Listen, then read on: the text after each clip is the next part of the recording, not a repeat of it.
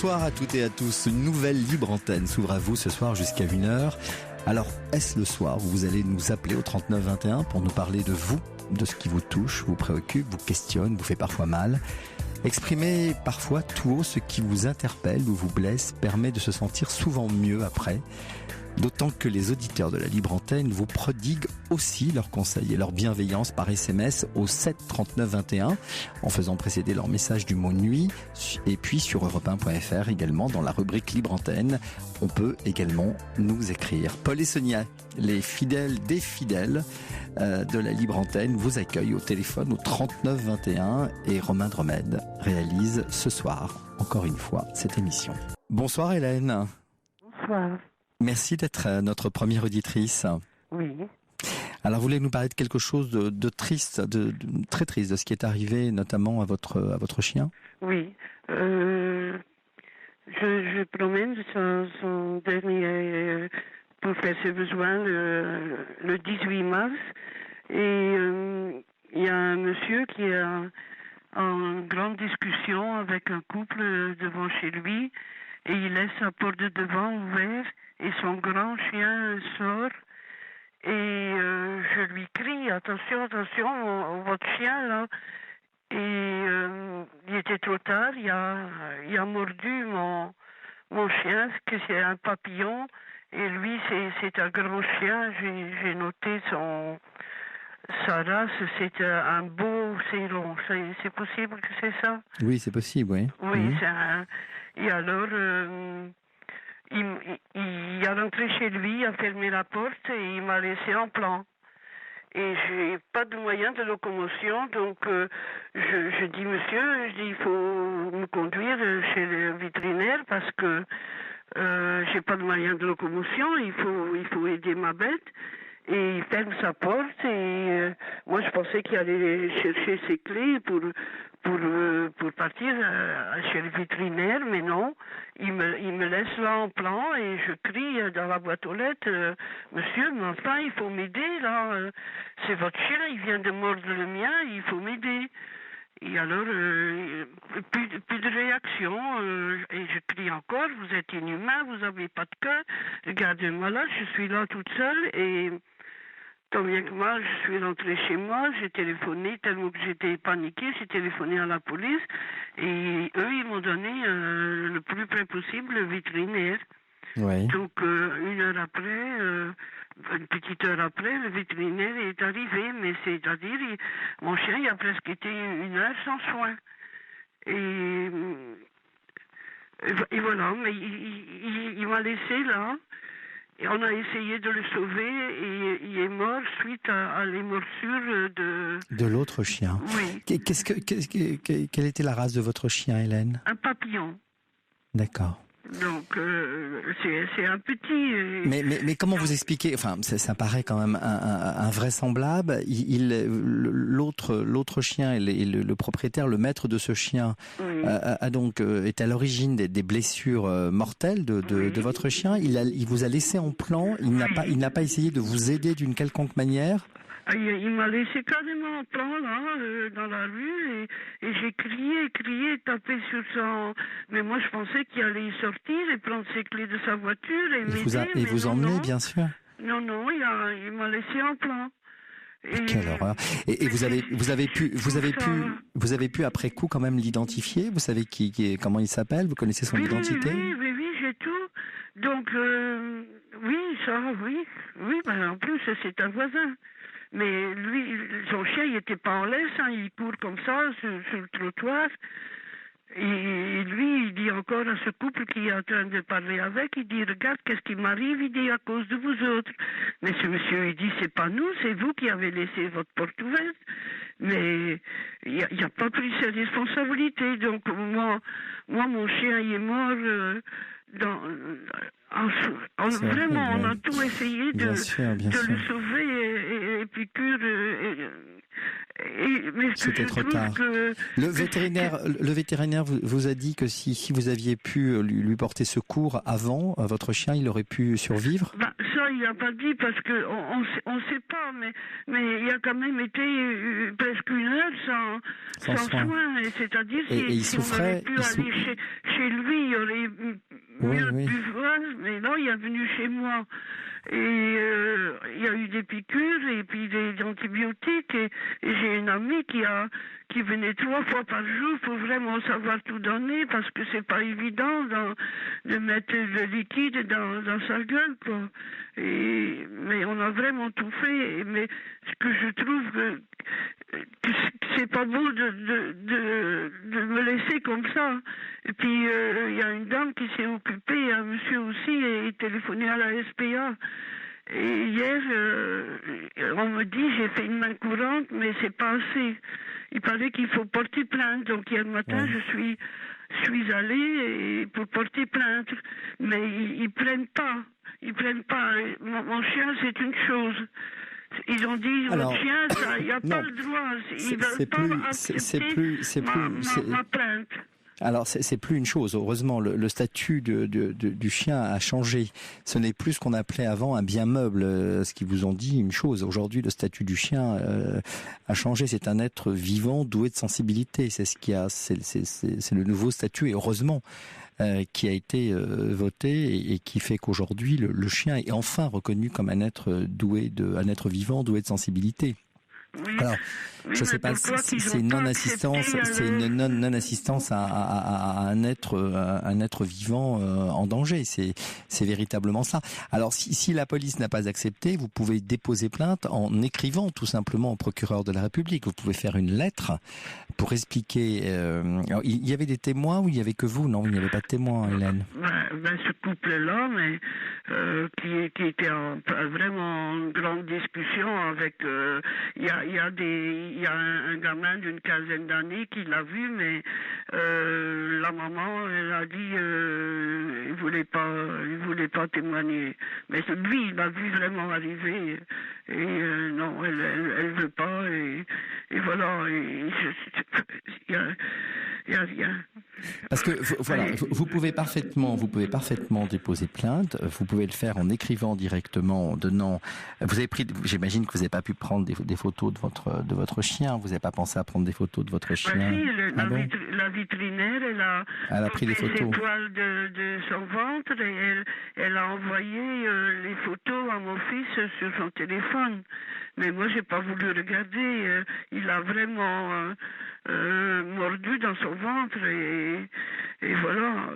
Et moi, en plus, c'est un chien que j'ai récupéré qui était maltraité en Belgique et j'ai fait les papiers et tout ça. On devait partir. Alors, mais c'est extrêmement triste et c'est extrêmement révoltant ce que vous nous racontez, Hélène, évidemment, d'avoir quelqu'un en face de vous qui est à l'origine quasiment d'une blessure mortelle pour votre chien et qui non seulement ne bouge pas, ne vous aide pas, vous ferme la porte. Alors on a pas mal de messages déjà pour vous, Hélène, et on a notamment un agent cynophile. Vous savez ce que c'est un agent cynophile? C'est un agent de sécurité en fait qui exerce l'activité de sécurité de jour comme de nuit, justement avec son chien.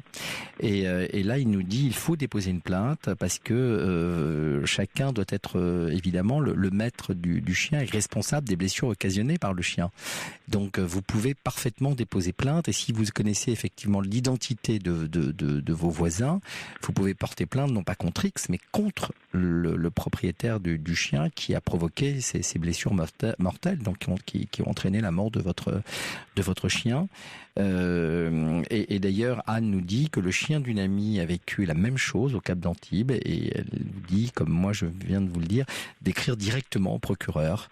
Voilà, elle vous donne, elle vous prodigue courage et amitié.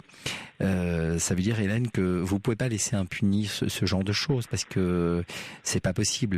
Ce maître est totalement inconscient. Il voit ce qui s'est passé, il voit dans quel état son chien a mis le vôtre et au lieu de vous aider, parce que bon, ça peut être un accident, mais là on peut pas considérer que c'est un accident puisqu'il vous a laissé comme cela sans vous assister, en laissant votre chien en proie à ses blessures et dont il est mort.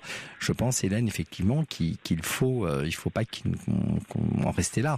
Donc et puis ne serait-ce que voilà, il faut être active parce que Parce que c'est terrible d'avoir perdu votre chien dans ces circonstances. Ah oui, moi je suis en pleine dépression, hein, c'est depuis le 18 là, et que j'essaye de par tous les moyens, et quand on m'a téléphoné d'aller à la police, et qu'on m'a dit votre chien c'est une chose, oh je suis révoltée par...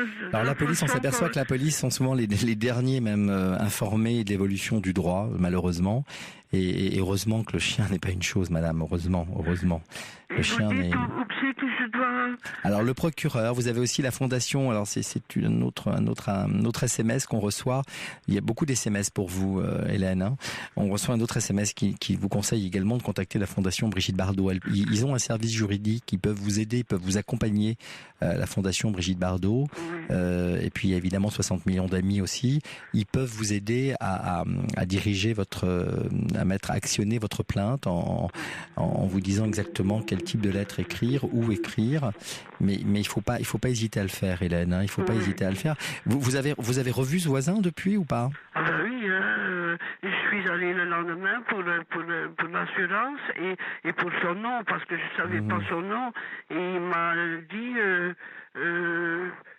c'est encore vous, c'est de harcèlement. Mais je dis non, j'ai besoin de votre assurance. Ah, parce qu'en plus, il a l'aplomb de trouver que c'est vous qui le harcelez. Il a tué votre chien, il a tué indirectement votre chien, et il a le culot, il a l'aplomb de vous dire que c'est vous qui le harcelez. Oui, mais je dis j'ai besoin le nom de votre assurance et votre nom à vous.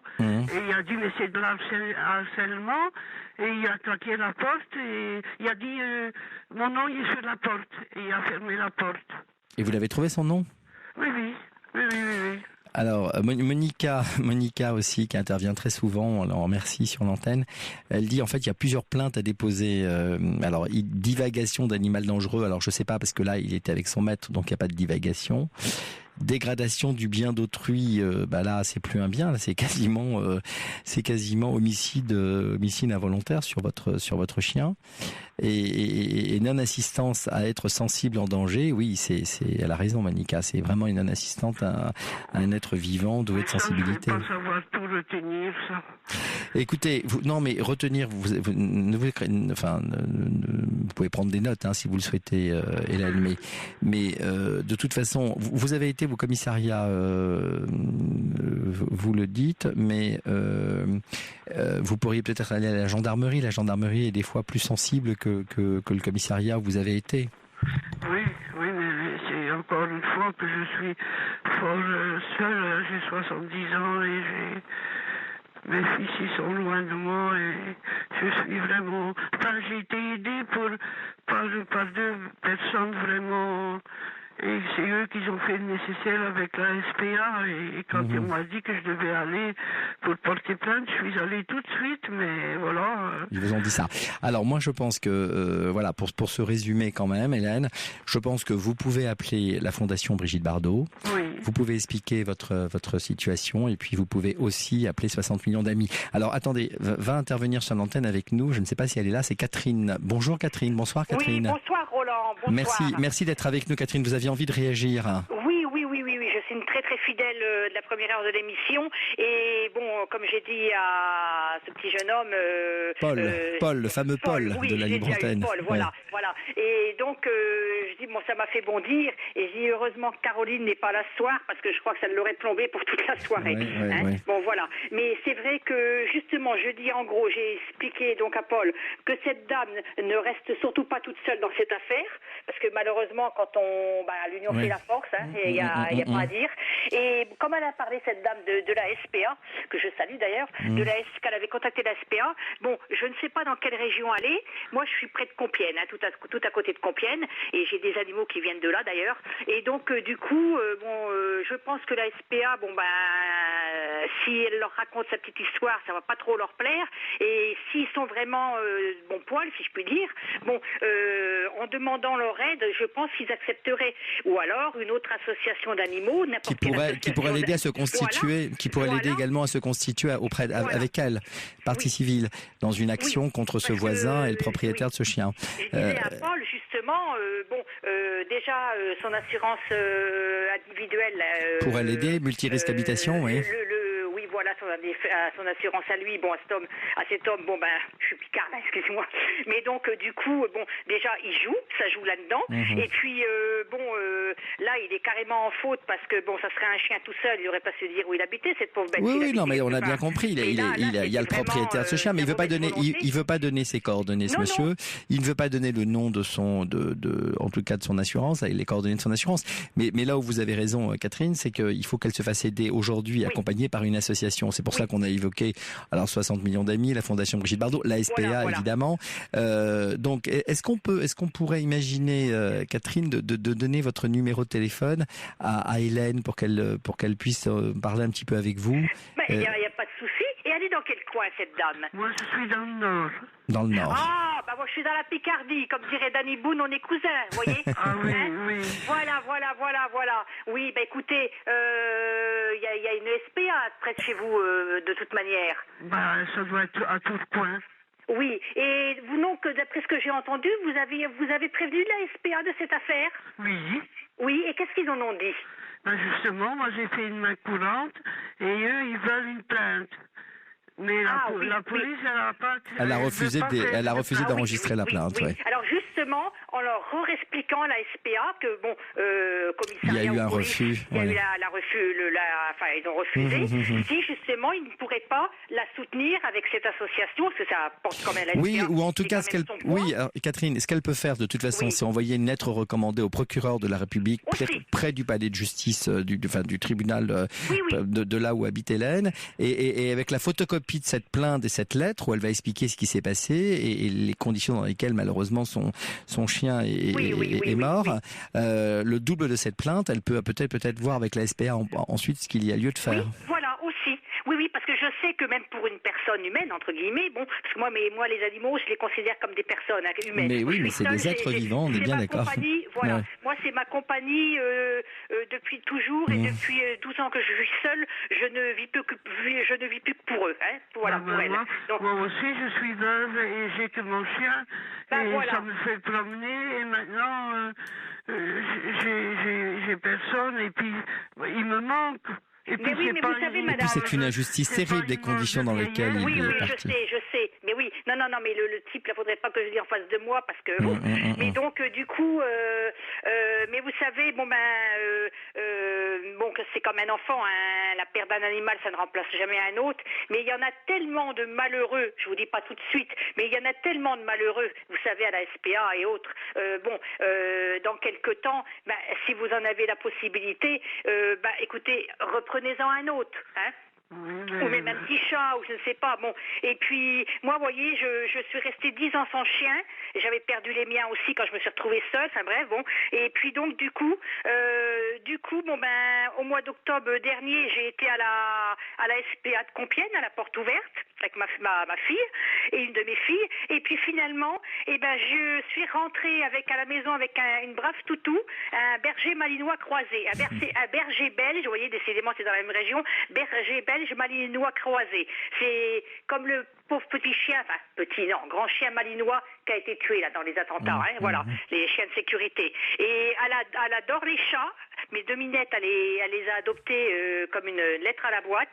Et puis là, elle est couchée par terre, là, elle a son panier, vous inquiétez pas. Et puis donc, tout se passe bien. Elle dormait même dans la cuisine de la SPA, tellement elle était adorable. Elle n'était même plus dans le box. Et puis, vous voyez, elle a eu 12 ans le 10 mars. Et elle finira ses jours chez moi, vous voyez. Et c'était pas prévu du tout.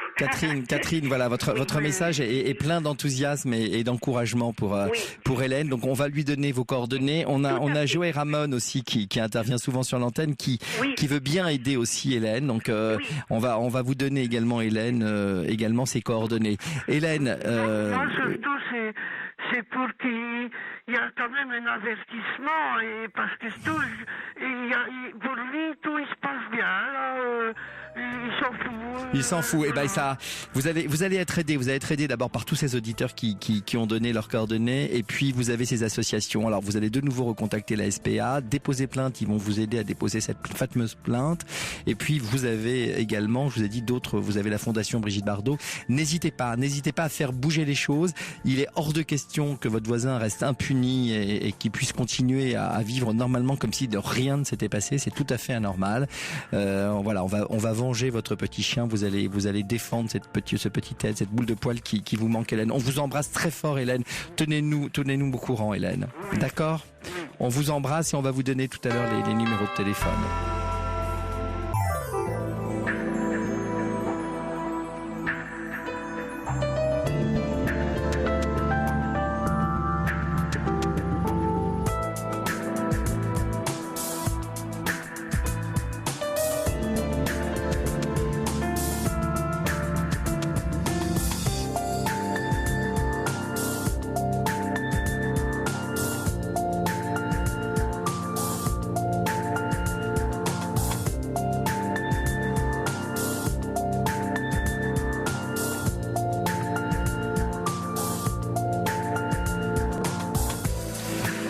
Venez nous rejoindre au 39 21. La libre antenne est ouverte jusqu'à 1h du matin. On parle de vous et de ce qui vous touche, vous blesse, vous préoccupe. Nous sommes là pour vous écouter, vous aider et entrevoir avec vous les différentes pistes de réflexion autour de vos petits ou grands soucis. Paul et Sonia sont ceux qui vous accueillent au 39 21. Et puis, je ne suis pas seul à vous écouter et à réfléchir avec vous. Les auditeurs de la libre antenne sont formidables. Ils vous envoient des SMS d'encouragement et de bienveillance, bourrés de bon sens. Alors faites comme eux. Vous pouvez nous joindre également au 7 39 21 en faisant précéder vos messages du mot nuit. Et puis, il y a aussi sur le site d'europe1.fr la rubrique libre antenne. Vous pouvez également nous écrire. Bonsoir Christophe. Bonsoir. Merci d'être avec nous sur cette libre antenne au 39 21. Bah écoutez, je suis ravi. Par contre, je suis très très ému de passer à l'antenne. C'est la première fois et puis voilà. Donc je suis assez. Je vous écoute j'écoute Caroline Dublanche depuis pas mal de temps. Ouais. Un peu moins dernièrement, mais ça m'a beaucoup aidé dans ma vie personnelle d'écouter les témoignages des gens. Donc j'ai eu l'idée de vous appeler. Et vous vous êtes lancé ce soir pour nous parler de ce qui vous préoccupe. Vous êtes quoi ? C'est quoi, une solitude, une forme de solitude ? Non, solitude, je dirais pas ça. C'est pas la solitude, c'est juste la vie en général qui, je trouve, est une grosse déception en ce qui me concerne. Donc, je vais essayer de faire court et de pas m'éparpiller. Prenez votre temps, allez-y. Pas m'éparpiller, mais en fait, j'ai vécu à Paris toute ma vie et avec une vie assez dissolue, assez dans les addictions, dans les déceptions, dans les addictions, avec une vie assez en vivant d'expédients. Et grâce à, entre autres, il n'y a pas que ça, mais grâce aussi en écoutant Caroline Dublanche, je me suis aperçu que ça m'aiderait beaucoup d'avoir un psy, etc. Et de demander de l'aide, surtout de demander de l'aide à l'extérieur. Et donc c'est ce que j'ai fait, et j'ai eu la chance de trouver une association qui est très, très bien. Et qui donc il m'a envoyé en cure pendant plus d'1 mois, et ensuite en post-cure pendant presque 1 an. Mais cure de quoi alors, Christophe ? Eh ben, des addictions. J'avais des addictions à l'héroïne, à la cocaïne, à l'alcool aussi. J'avais plein d'addictions. Parce que depuis l'âge de 16 ans, je commençais à prendre de la drogue. Et après, à 18 ans, à prendre de l'alcool. Et après, à partir de 20 ans, 22 ans, on essayait d'arrêter. Donc, depuis, on va dire, depuis l'âge de 25 ans jusqu'à... maintenant, j'ai 42 ans. Mais de l'âge de 25 ans à 40 ans, 39 ans, 40 ans, je n'ai pas cessé de faire d'essayer d'arrêter par moi-même. Sans y arriver, quoi. Parfois, j'arrivais pendant 15 jours, 1 mois, 2 mois, le maximum c'était 3 mois, et je replongeais à chaque fois. Mais je connaissais pas du tout l'aide psychologique, et je n'y croyais pas. Voilà. Donc l'émission, il y a 3 ans, maintenant le temps passe vite, ça va faire déjà 3 ans, en écoutant votre émission, j'ai eu l'idée de demander de l'aide psychologiquement, et ça m'a beaucoup aidé. Voilà. Donc maintenant, je suis abstinent. Oui. Mais par contre, la raison pour laquelle je vous appelle, c'est parce que je trouve, j'ai le sentiment que d'avoir arrêté des produits, d'avoir voulu changer d'environnement, d'avoir changé d'environnement, d'avoir changé de vie, et ben malgré tout, ça ne m'apporte pas c'est un mot que je n'aime pas trop, mais bon, entre guillemets, le bonheur, la paix, voilà.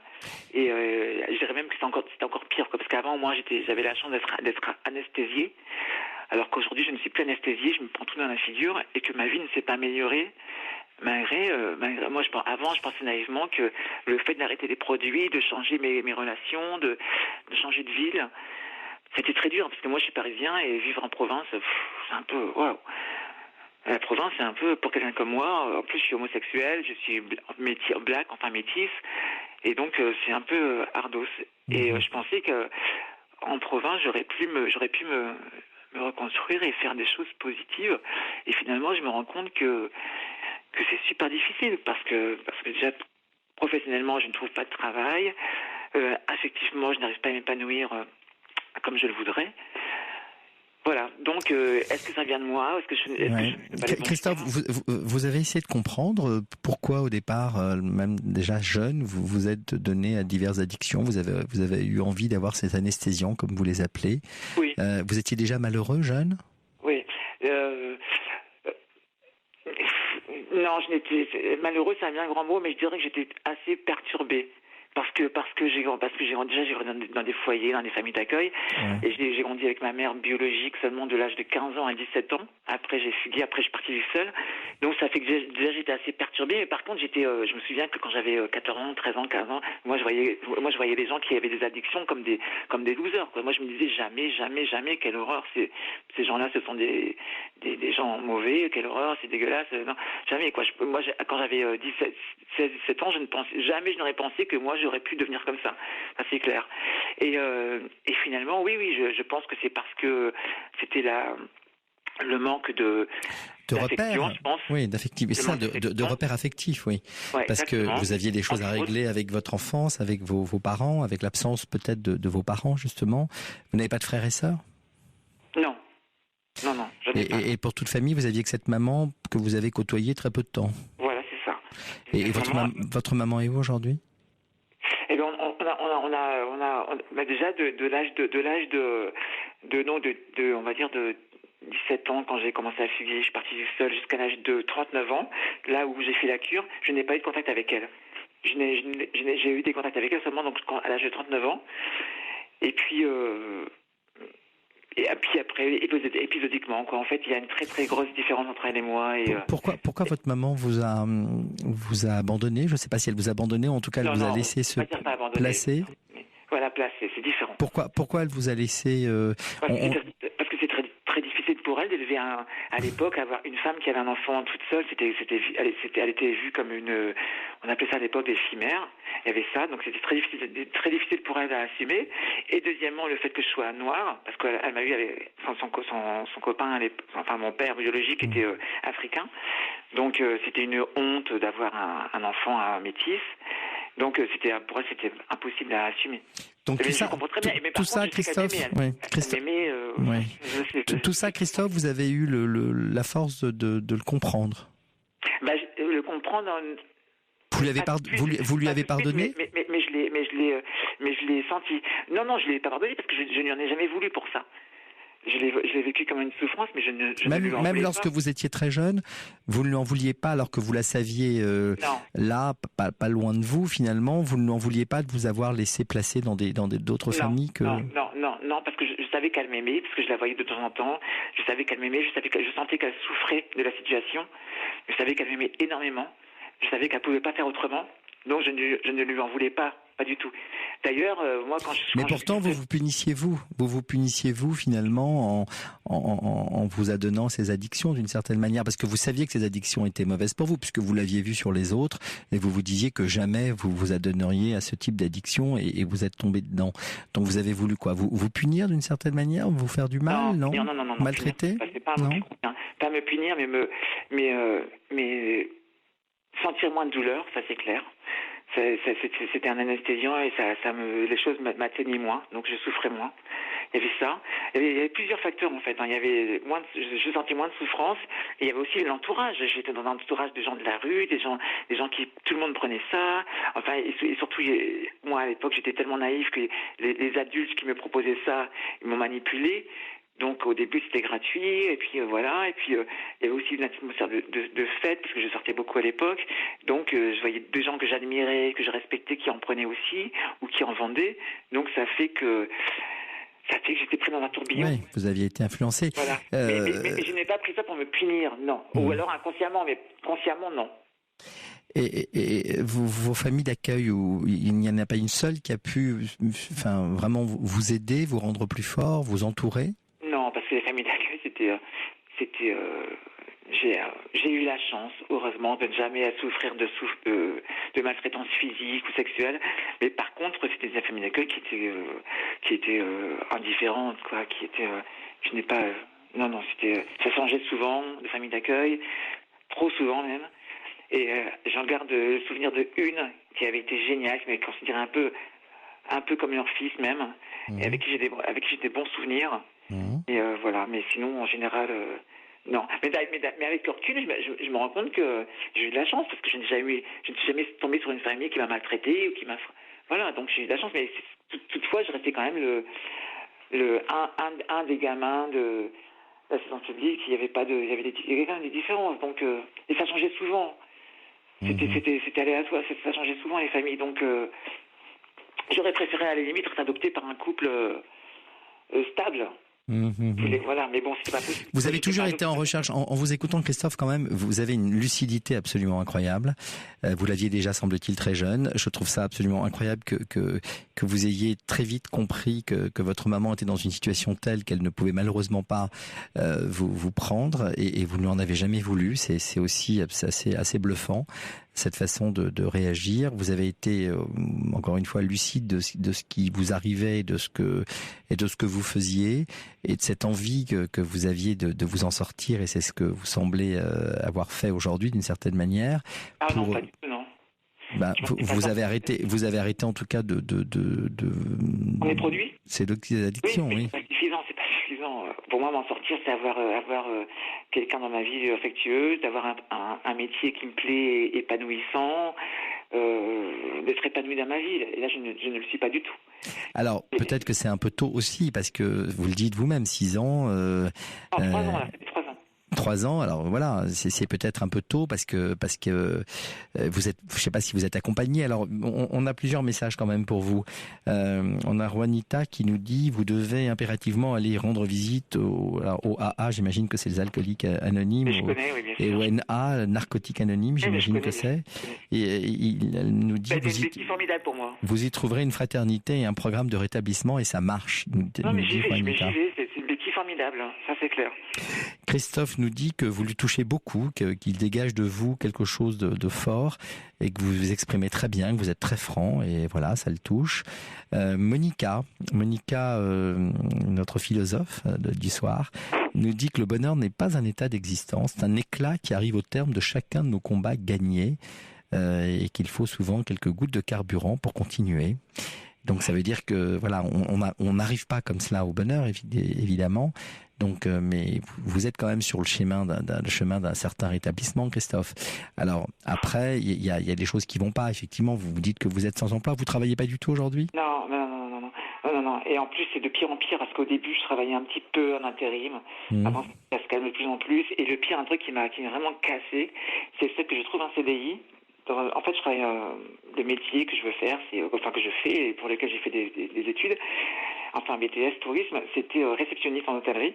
Oui. J'ai trouvé un CDI il y a 1 an dans un hôtel 4 étoiles, et au bout de 3 semaines, il y a le chef de réception qui est venu me voir en me disant: écoute, comme hier, le propriétaire, il y a un propriétaire, il a à peu près 6 hôtels sur Toulouse et Bordeaux.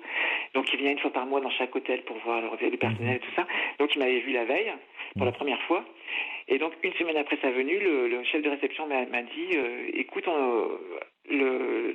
monsieur, je dirais pas son nom, monsieur un tel, et m'a dit que quand il t'a vu, qu'il voulait pas quelqu'un comme toi, entre guillemets noir, avec une allure de PD, quoi, voilà, homosexuel, plus en plus black, donc ça fait un peu trop. Et donc on va arrêter le CDI. Et donc quand on signe un CDI, on a 2 mois, hein, 1 mois renouvelable pour les périodes d'essai.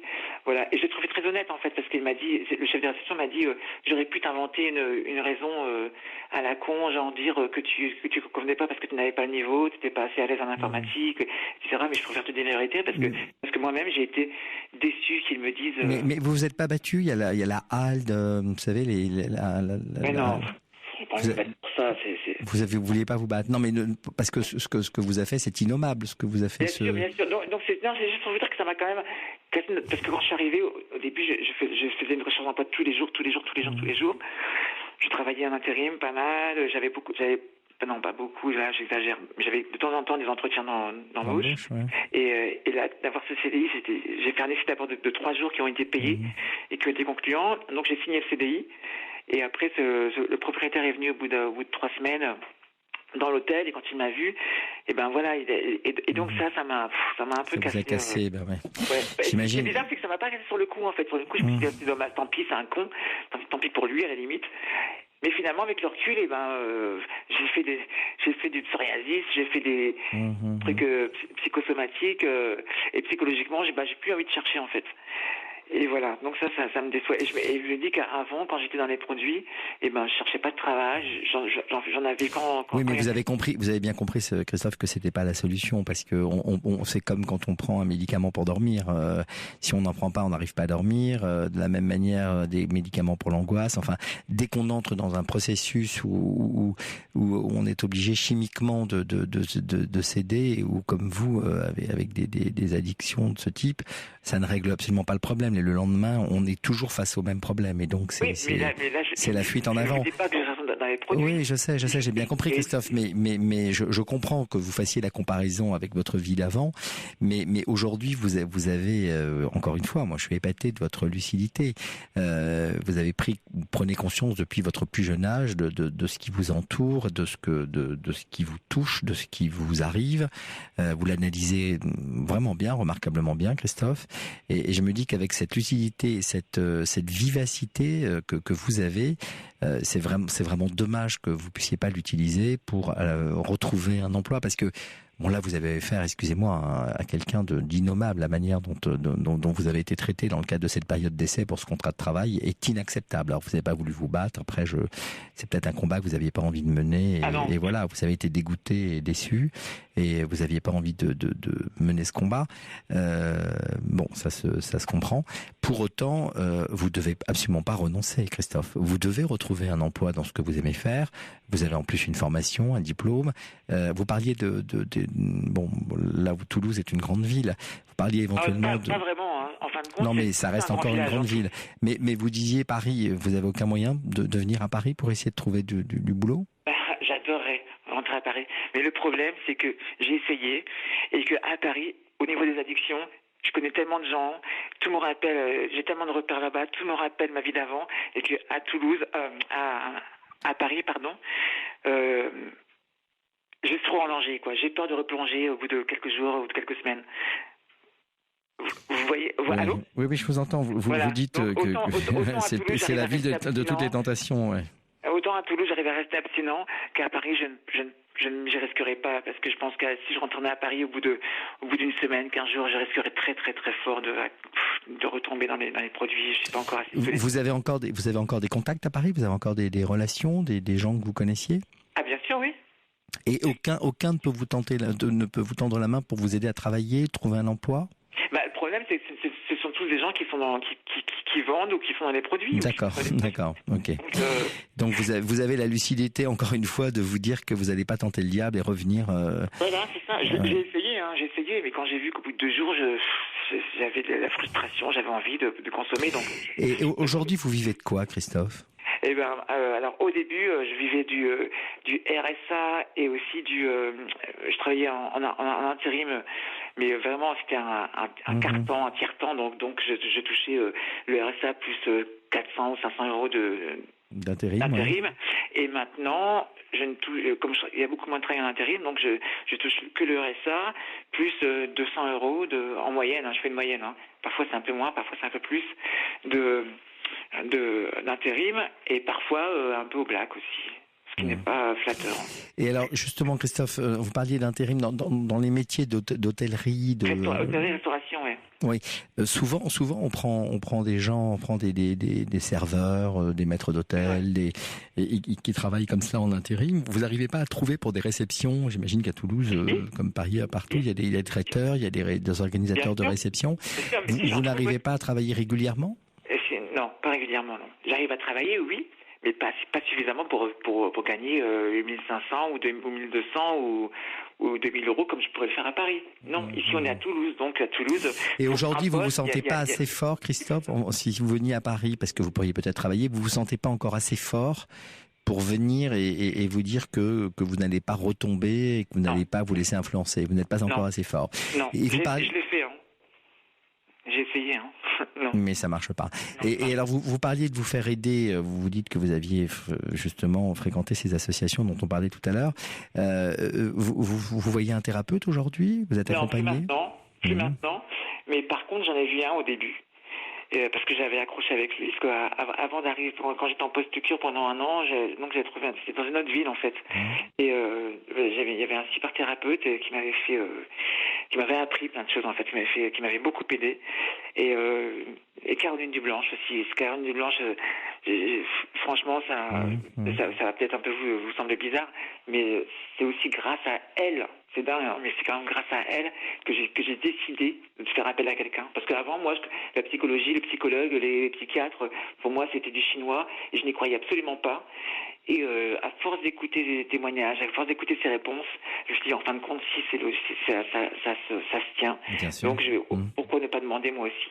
Vous voyez, donc c'est grâce à ça, en écoutant Caroline Dublanche. Mais pourtant, vous dites, et pourtant, Christophe, vous dites que vous n'êtes pas encore suffisamment fort aujourd'hui. Donc, vous auriez peut-être encore besoin d'être un peu accompagné oui, mais et d'être suivi. Le problème, c'est que j'ai essayé, j'en ai vu un, j'allais dire 2 ou 3, mais non, ce serait faux. J'en ai vu un et je n'ai pas accroché avec lui. Il faut donc j'ai arrêté de chercher. Il faut jamais renoncer, Christophe. Ouais. Non, vous avez raison, ouais. Il y a quelque chose chez vous, c'est que à la fois vous avez cette lucidité, à la fois vous gardez quand même cet optimisme, vous avez une bonne voix, vous êtes super sympa, hein, Christophe. Franchement, vous écoutant, vous êtes super sympa. Et à la fois, on vous sent renoncer assez vite. C'est-à-dire que abusé, quoi. Je suis un peu. Non, mais à un moment donné, il faut arrêter de vous excuser d'exister, Christophe. Moi, j'ai envie de vous dire ça quand même, parce que vous avez pardonné, ou en tout cas, vous avez compris votre maman, et c'est déjà un geste d'amour absolument incroyable, d'avoir compris pourquoi vous aviez pas pu vivre directement avec votre maman, que vous avez été comme ça ballotté de famille d'accueil en famille d'accueil, mais c'est pas une fatalité. Christophe, à un moment donné, on peut pas toujours s'excuser de vivre. Vous êtes. Je n'ai pas. Non, mais j'ai l'impression que vous renoncez vite quand même. On vous licencie. On vous vire pour des raisons qui sont innommables. Vous l'acceptez et puis vous vous dites c'est comme ça. Non, je trouve qu'à un moment donné, il faut que vous repreniez possession quand même de vous. Vous êtes plein de qualités, Christophe. Vous méritez d'être super heureux. Vous méritez de rencontrer les bonnes personnes. Alors là, je vous arrête tout de suite. Je vais vous avouer quelque chose. J'ai eu donc je vous dis l'âge que j'avais. J'ai eu on va dire trois en fait, officiellement trois compagnons dans ma vie. Et à chaque fois, c'était des gens qui m'aiment pas vraiment, qui profitaient de moi. En fait, c'est la raison première pour laquelle je vous appelais aussi.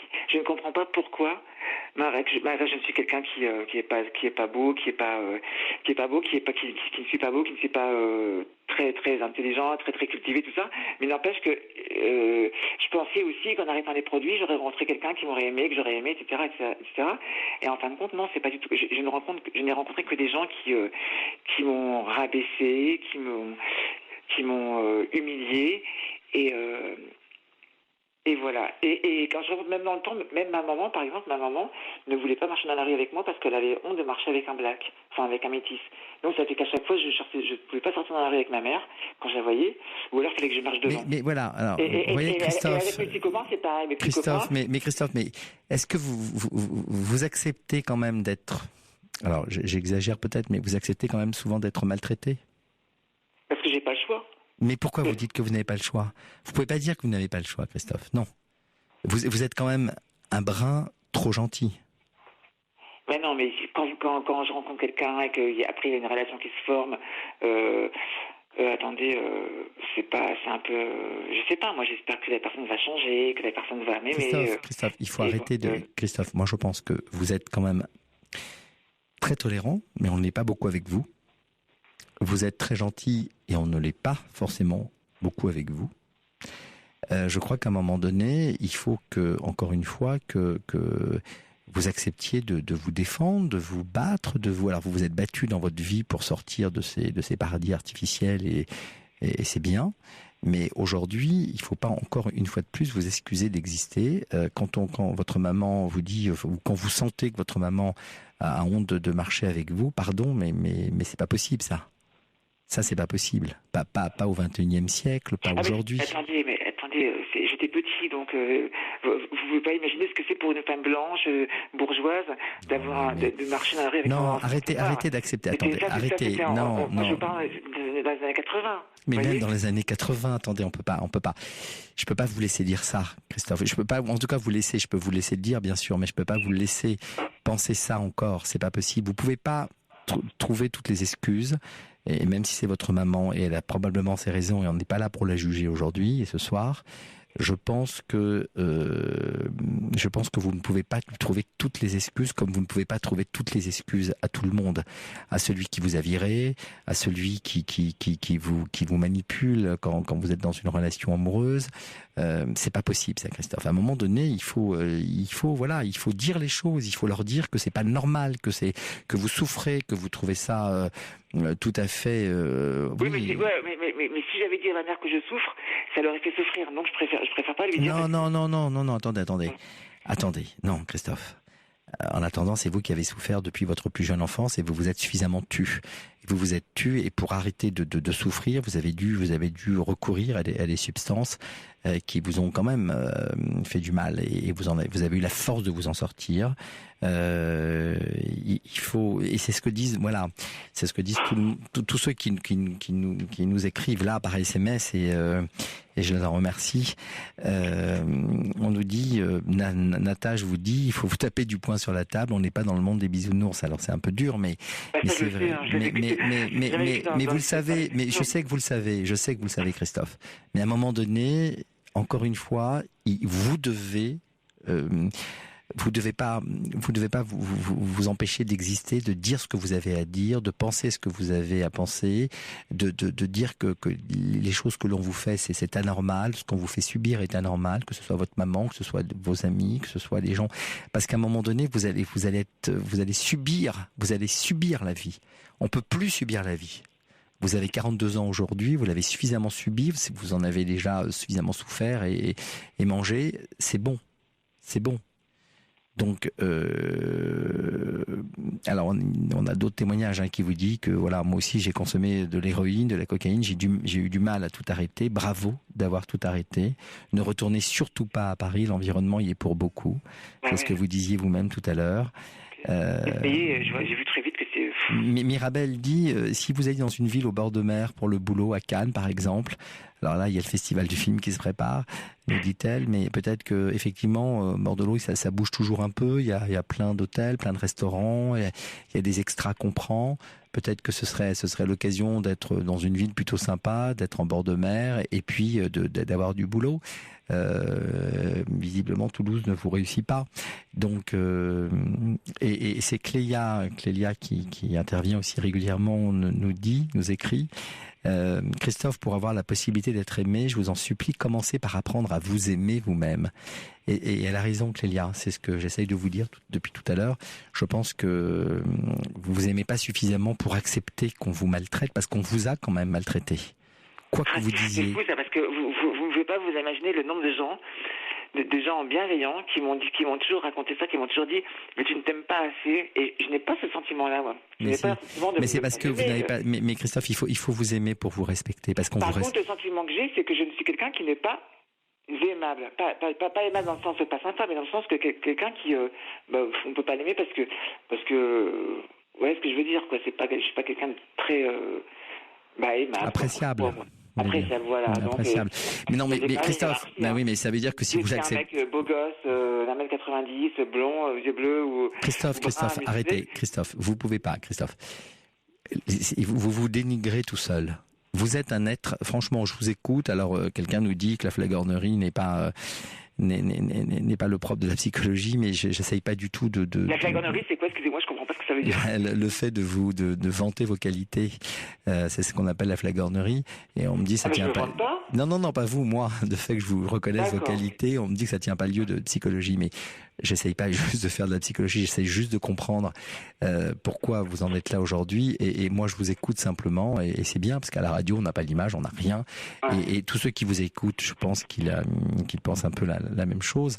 Vraiment, vous êtes assez épatant, quoi. Vous êtes épatant par tout ce que vous avez vécu, la façon dont vous l'avez vécu. Moi, je trouve que encore une fois, ce que vous dites de votre maman est quelque chose de très très émouvant. Moi, ça me touche énormément ce que vous dites sur votre maman et la façon dont vous avez accepté la vie pas facile que vous avez dû vivre jusqu'à aujourd'hui. Pour autant, à un moment donné, il faut dire stop, quoi. C'est bon. Alors, vous excusez votre maman, mais vous n'avez pas excusé le monde entier, Christophe. Vous êtes ce que vous êtes. Vous êtes un être, plein de sensibilité. Vous avez vos propres qualités. Vous devez rencontrer les bonnes personnes. Vous devez vous aimer pour rencontrer les bonnes personnes, parce que si vous vous aimez pas, de toute façon, vous ferez les mauvais choix et vous rencontrerez pas les bonnes personnes. Donc, il faut apprendre à vous aimer. Apprendre à dire non, apprendre à vous défendre, apprendre à trouver anormal ce qu'on peut vous faire, la couleur de la peau, votre sexualité, tout cela ne doivent en rien, vraiment, ne doivent en rien vous discriminer à l'égard de quiconque, et vous ne devez pas l'accepter. Je sais que c'est pas assez, ce sont des belles paroles et que souvent peut-être même en province, cela peut être le cas. Mais pour autant, vous ne devez pas l'accepter. Vous devez trouver ça normal. Vous ne pouvez pas trouver des excuses à tout le monde et à toutes les situations. Christophe nous dit qu'il vient en Alsace, il y a du boulot dans sa branche. Voilà, vous avez des offres partout, des pistes partout pour trouver du travail. Et puis Sergio, Sergio, c'est mon chouchou, il nous dit arrête de faire ton Calimero. Bon, il vous tutoie. Chacun a sa valeur et mérite le bonheur. Voilà, allez, un bon coup de pied et bouffe la vie. Voilà ce qu'il vous dit. Donc, moi, je pense que il faut juste qu'aujourd'hui, encore une fois, vous n'acceptiez pas qu'on vous maltraite, et il faut effectivement vous aimer un peu. Il y a un travail à faire là-dessus. Et si vous deviez voir quelqu'un et trouver un bon thérapeute, au-delà d'écouter régulièrement Caroline ou Sophie Peters le week-end et Caroline Dublanche la semaine, peut-être effectivement c'est de faire un travail sur vous pour vous aimer, pour vous apprécier, et vous allez voir que vous ferez de grands pas. Oui, non, mais je ne suis pas du tout d'accord avec vous quand vous dites il faut vous aimer un peu, et avec les autres, parce que vous êtes la 30e personne qui me dit ça, parce que je n'ai pas l'impression de ne pas m'aimer. Mais vous savez, on a souvent pas on est souvent très mauvais juge pour soi-même, hein. Souvent quand on prend de la distance, c'est ceux qui vous écoutent, ou qui vous apprécient, ou qui sont bienveillants, qui peuvent peut-être vous dire comment vous êtes perçu, et comment on pense que vous vivez aujourd'hui vos difficultés. Mais moi je pense que oui, je pense que la façon dont vous avez vécu jusqu'à présent démontre à l'évidence que vous avez vous avez été très très très tolérant et bienveillant avec les autres. Ils l'ont pas été avec vous, et pourtant vous ne leur en voulez pas. Alors je dis pas qu'il faut vivre dans la rancœur et l'amertume, mais il faut à un moment donné arrêter. Il faut refuser qu'on vous fasse du mal quand même. J'essaie de comprendre les gens. Par exemple, quand j'ai revu ma maman à l'âge de 39 ans, après plus de 32 ans d'absence, et que j'ai essayé de lui dire que j'avais un peu morflé de mon enfance, elle m'a dit, mais tu sais, moi, déjà j'aurais pu me faire avorter au lieu de te garder, et deuxièmement, moi, mes parents m'ont amené à l'hôpital parce qu'elle était malade, très très malade à l'âge de 8 ans, donc ses parents l'ont amenée à l'hôpital, et en lui disant ouais, on va venir te voir demain, et ils ne sont jamais revenus. Donc ça fait que de l'âge de 8 ans à 18 ans, elle est restée. Oui, mais j'imagine, on peut lui trouver on n'essaye pas de la juger. Donc voilà. Mais à un moment donné, entre ne pas la juger et subir elle aussi ce elle a reproduit d'une certaine manière l'abandon dont elle avait été victime. Mais c'est pas parce qu'elle l'a reproduit qu'il faut l'accepter. Et d'ailleurs, le solitaire, qui est un autre intervenant régulier de la Libre Antenne, nous écrit: Christophe ne doit pas excuser une mère qui a honte de lui. Alors je sais pas si moi je pense que vous la comprenez. Pour autant, ça reste anormal quand même, Christophe. Il faut le savoir que c'est anormal. Anormal, c'est un mot que je n'aime pas trop. Ça veut pas dire, ça veut pas dire grand-chose, anormal. Non, mais le comportement reste. Elle a toujours payé, elle a toujours donné de l'argent aux familles qui m'ont élevé. Elle a fait ce qu'elle a pu, mais ça reste anormal de. Elle a fait ce qu'elle a pu, comme vous dites. Mais ça reste anormal de ne pas pouvoir vivre avec ses parents, de devoir être ballottée alors qu'on a sa maman. Après, je comprends, elle a été abandonnée elle-même, elle était dans l'incapacité physique, morale, peut-être de vous élever. Mais pour autant, vous devez percevoir comme quelque chose qui quand même vous a fait du mal. Et vous en souffrez, vous en avez suffisamment souffert pour en arriver à essayer d'oublier en prenant ces substances. Donc tout cela, vous l'avez analysé, mais vous n'en avez pas tiré la conséquence. Peut-être que j'aurais pris ces substances, même si ma maman m'avait élevé avec elle et son mari. Peut-être, Christophe, peut-être ou peut-être pas. Christophe, en tout cas, moi je crois que c'est le moment peut-être de vous faire accompagner pour essayer à la fois de ne pas reproduire certaines choses et puis surtout pour vous faire apprécier, parce que j'ai l'impression que vous vous préoccupez beaucoup des autres. Je ne sais pas si on se préoccupe beaucoup de vous. En tout cas. Excusez-moi. Non, mais en tous les cas, vous n'avez pas répondu à ma question. La question principale pour laquelle j'appelais, c'était pourquoi, et ça je n'ai toujours pas trouvé la réponse, pourquoi je ne rencontre que des gens qui ne m'aiment pas, en fait. Hein. Même quand j'ai une relation amoureuse qui est très rare, en fait, je vous dis, j'ai 42 ans, et de toute ma vie, j'ai dû avoir que 3. Parce que vous n'avez l'habitude de vivre qu'avec des gens qui vous rejettent, et vous trouvez ça normal. Donc forcément, vous allez naturellement vers ces gens-là. Vous n'êtes pas habitué à avoir des gens autour de vous gentils, des gens autour de vous bienveillants, des gens autour de vous qui vous comprennent, qui vous aiment pour ce que vous êtes, qui vous. Ça, j'en ai jamais rencontré. Je crois pas. Mais je pense que vous ne l'avez pas. Christophe, écoutez, je pense que vous ne les rencontrez pas parce que inconsciemment vous ne voulez pas les rencontrer. Vous ne saurez même pas les reconnaître parce que vous ne savez pas les reconnaître, ces gens-là. Parce que vous n'avez été entouré que de gens où vous n'avez attiré, où vous n'avez voulu finalement rencontrer que des gens dont vous trouviez normal la maltraitance qu'ils avaient à votre égard. Et c'est inconscient, mais je pense que c'est malheureusement un peu cela. Quelle horreur. C'est horrible ce que vous me dites. Mais oui, mais c'est pour ça qu'à un moment donné, il faut arrêter faut arrêter ce cycle. Clélia nous dit, Christophe, dites-vous bien que ce n'est pas 1m90 blonds yeux bleus qui compte, c'est le charme. Voilà, en tout cas, vous avez fait un tas. J'en ai pas, moi. Mais arrêtez de vous dénigrer. Mais comment voulez-vous retrouver des gens si vous aimez pas? Comment voulez-vous trouver des gens qui vous aiment? Si vous-même vous ne vous aimez pas, c'est comme si vous mettiez en vitrine. Mais non, mais enfin, vous dites que vous n'avez pas de charme, vous dites que vous n'êtes pas beau, vous dites que vous n'êtes pas Christophe, vous passez votre temps à vous dénigrer et à excuser tous ceux qui vous ont fait du mal. Vous leur trouvez toutes les excuses du monde. C'est pas normal, Christophe. Je vous le dis, c'est pas normal. En tout cas, j'étais ravi d'entendre votre avis et ça m'a fait du bien. Bon, essayez de travailler un petit peu là-dessus. Trouvez peut-être la bonne personne. Vous avez le bon thérapeute que vous aviez vu était peut-être pas le bon, mais il y en a plein. Essayez de trouver le bon thérapeute et puis on a quelques numéros de téléphone peut-être pour vous qu'on va vous donner hors antenne. On va vous rappeler pour vous les donner. Merci beaucoup. Et puis Monica, je finirai par Monica qui une fois de plus résume un peu ce que je vous ai dit, mais elle le dit très bien. Vous ne vous aimez pas, pourquoi les autres vous aimeraient? Mais qu'est-ce qu'elle en sait que je n'aime pas? Arrêtez de me dire tout le monde me dit ça, c'est fou ça. Mais attendez, si tout le monde vous le dit, je vous dis pas qu'on a un petit peu raison, mais peut-être. Mais parce que vous n'avez pas le sentiment, parce que vous trouvez ça normal de ne pas vous aimer. Vous trouvez ça normal de ne pas vous protéger, de ne pas. C'est quelque chose dont vous n'avez pas l'habitude parce que vous avez. En tout cas, ce que je sais, c'est que je n'ai pas de valeur. Par contre, je m'aime bien, mais je sais que je n'ai pas de valeur. Voilà. Ça veut dire quoi, je n'ai pas de valeur? Ça veut dire que je compte pour rien. Mais vous vous rendez compte, et à part ça, vous me dites que vous vous aimez. Mais par contre, je m'aime bien. Mais Christophe, voilà. mais non, vous pouvez pas dire que vous n'avez pas de valeur et vous dites que vous aimez bien, c'est pas vrai, Christophe. Ouais. Christophe nous dit, d'ailleurs, vous avez un autre Christophe qui dit, Christophe, tu as tout, c'est une déclaration là, quasiment sur l'antenne. Un autre Christophe qui vous écrit. Christophe, moi je me permets de vous embrasser.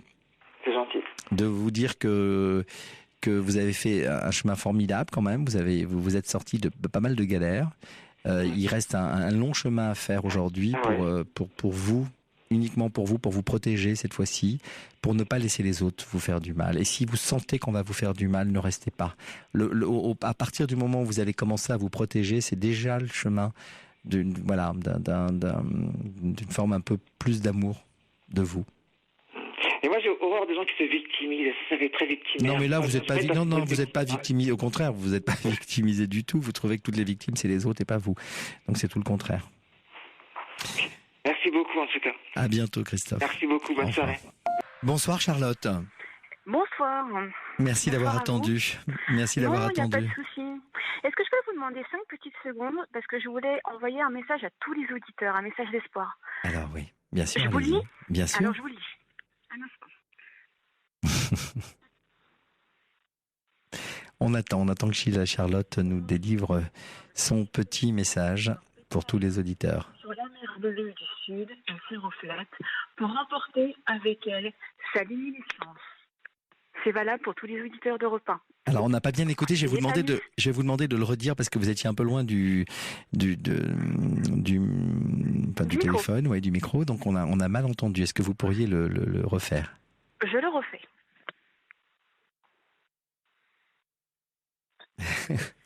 Alors Charlotte, on y va? Alors du coup, il faut mal.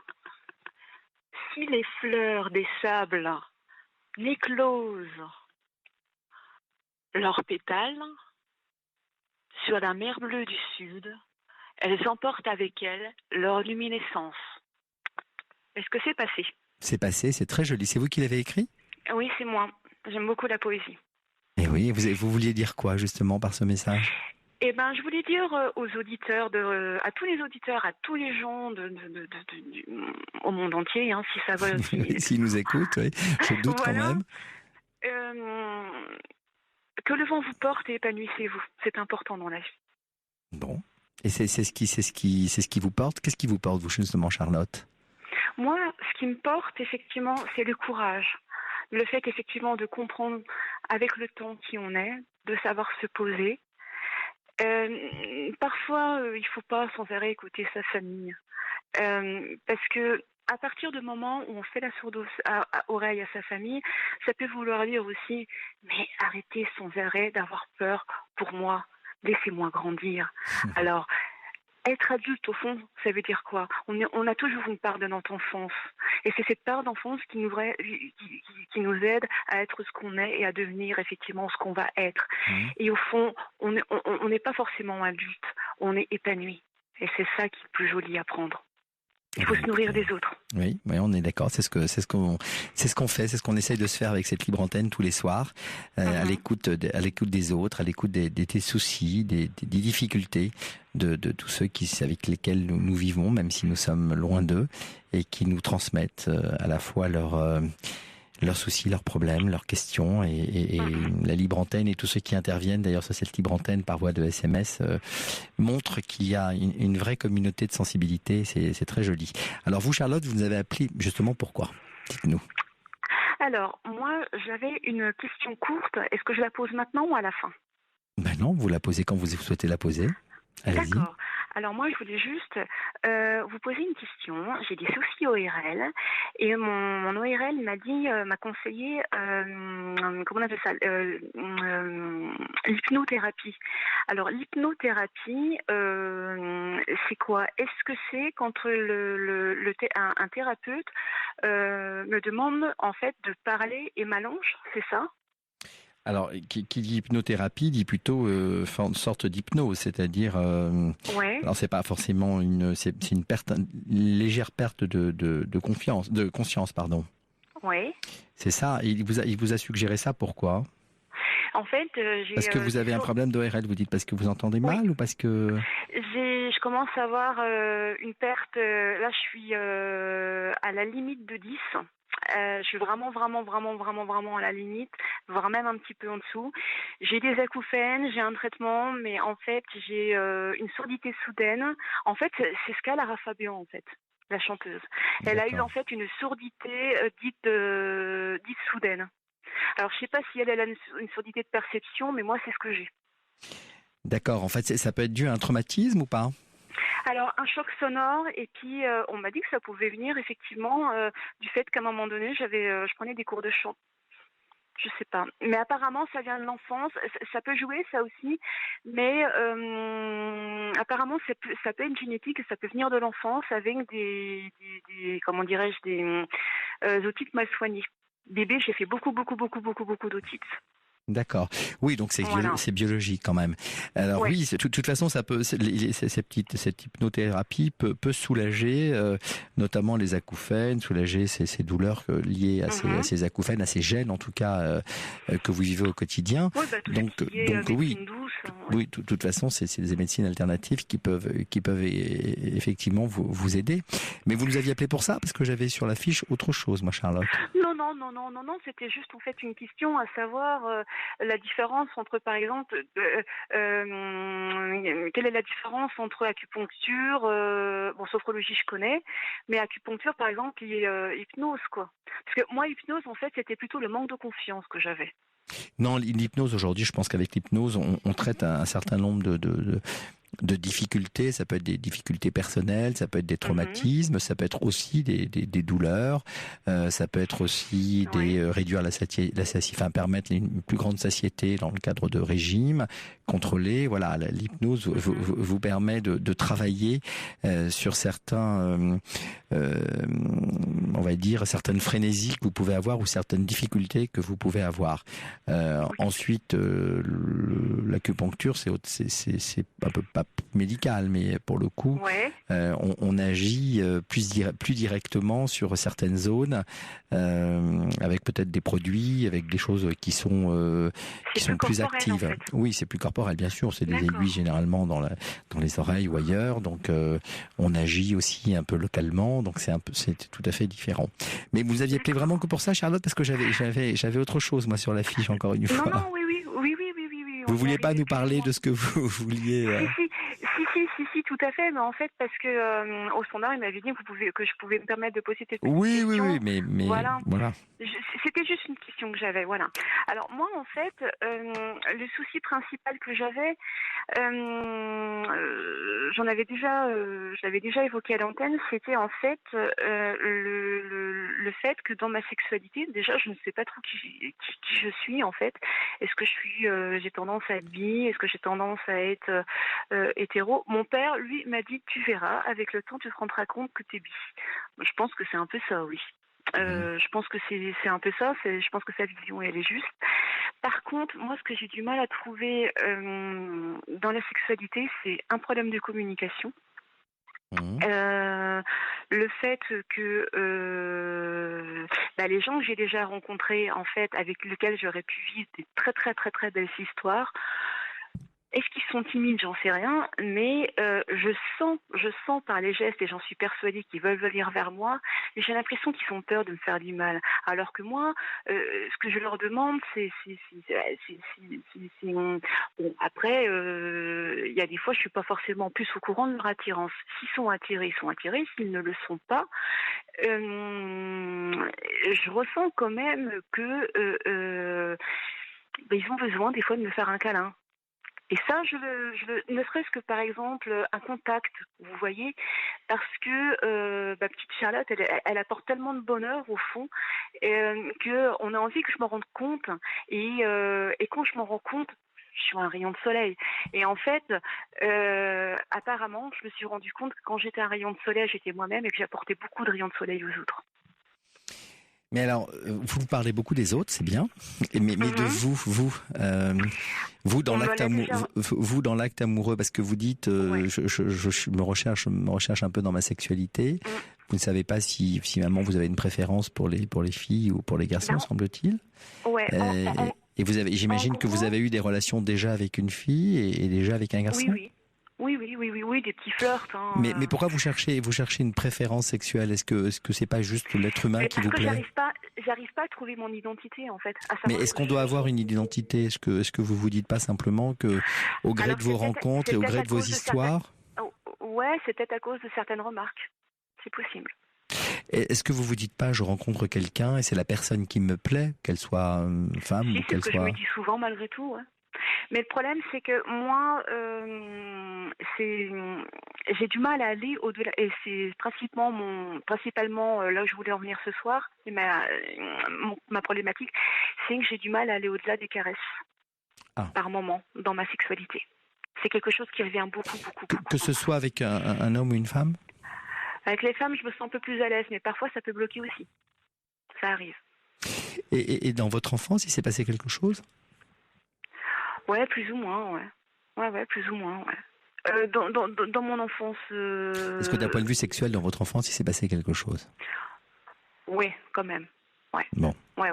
Il y a eu des agressions et des hommes qui étaient quand même vraiment pas très fins avec moi, quoi. Ils ne sont pas bien comportés.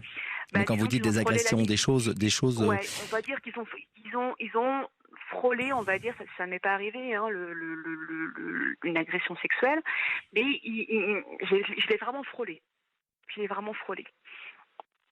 Et vous arrivez à en parler plus récemment, ou vous en avez parlé dès que cela vous est arrivé ? J'ai eu certaines difficultés, mais j'arrivais quand même j'ai bien rebondi après ces différents épisodes, et puis aujourd'hui où j'arrive à en parler, quoi.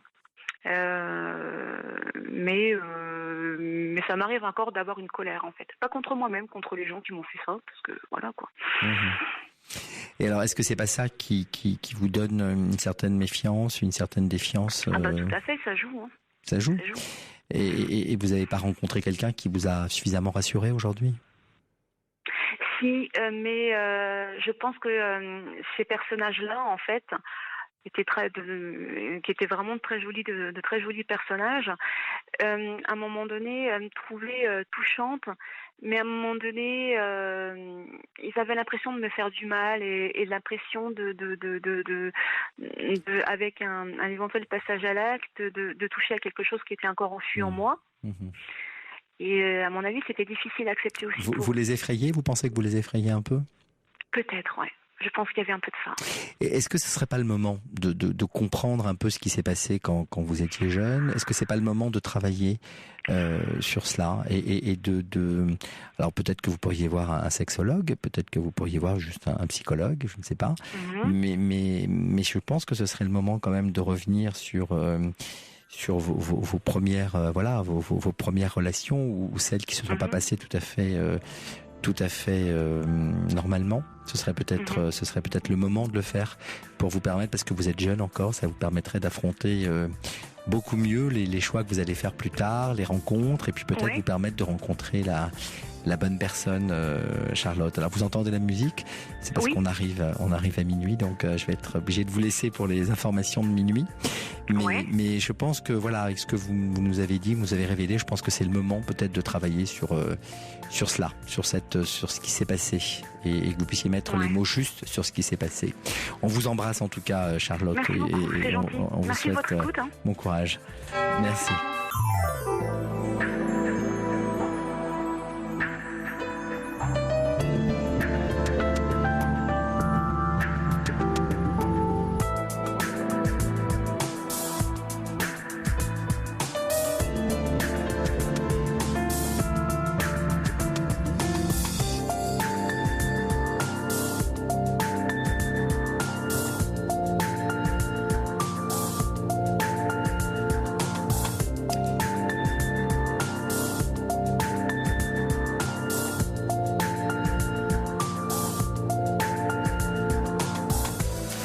Encore une longue et belle heure ensemble dans la libre discussion sur l'antenne d'Europe 1. Vous composez le 3921 et au bout du fil, Paul et Sonia vous accueillent et vous dirigent délicatement vers moi.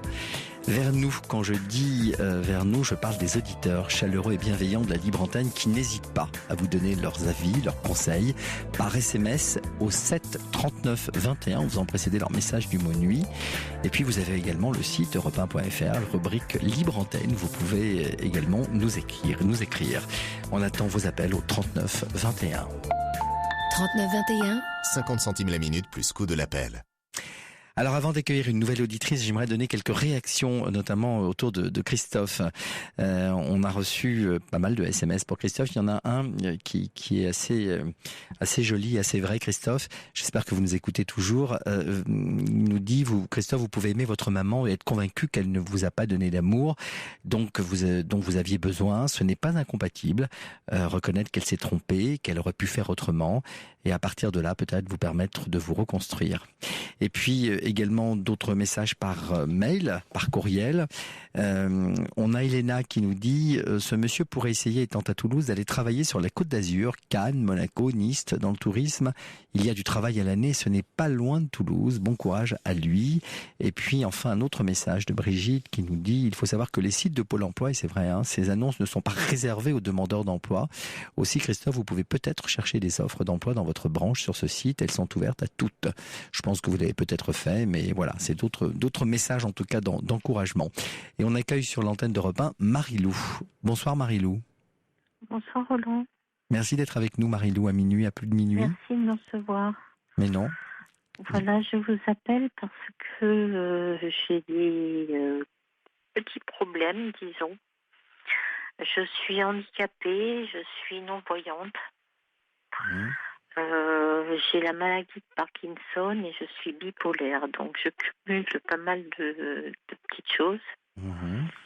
Et je suis un petit peu isolée dans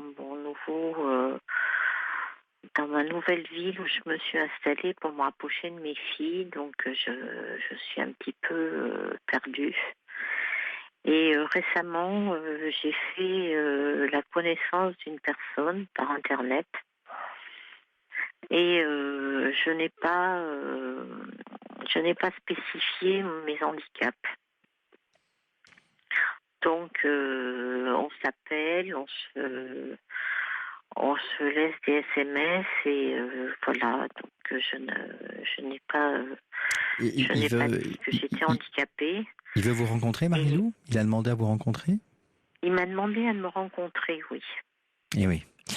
Et lorsque vous vous êtes présenté, évidemment, c'est ce que vous dites, vous n'avez évoqué aucun de ces handicaps que vous nous avez exposés. Voilà. Mais pour autant, vous avez discuté de quoi ? Au dernier moment, je me suis, entre guillemets, dégonflée et je ne suis pas allée au rendez-vous. Ah.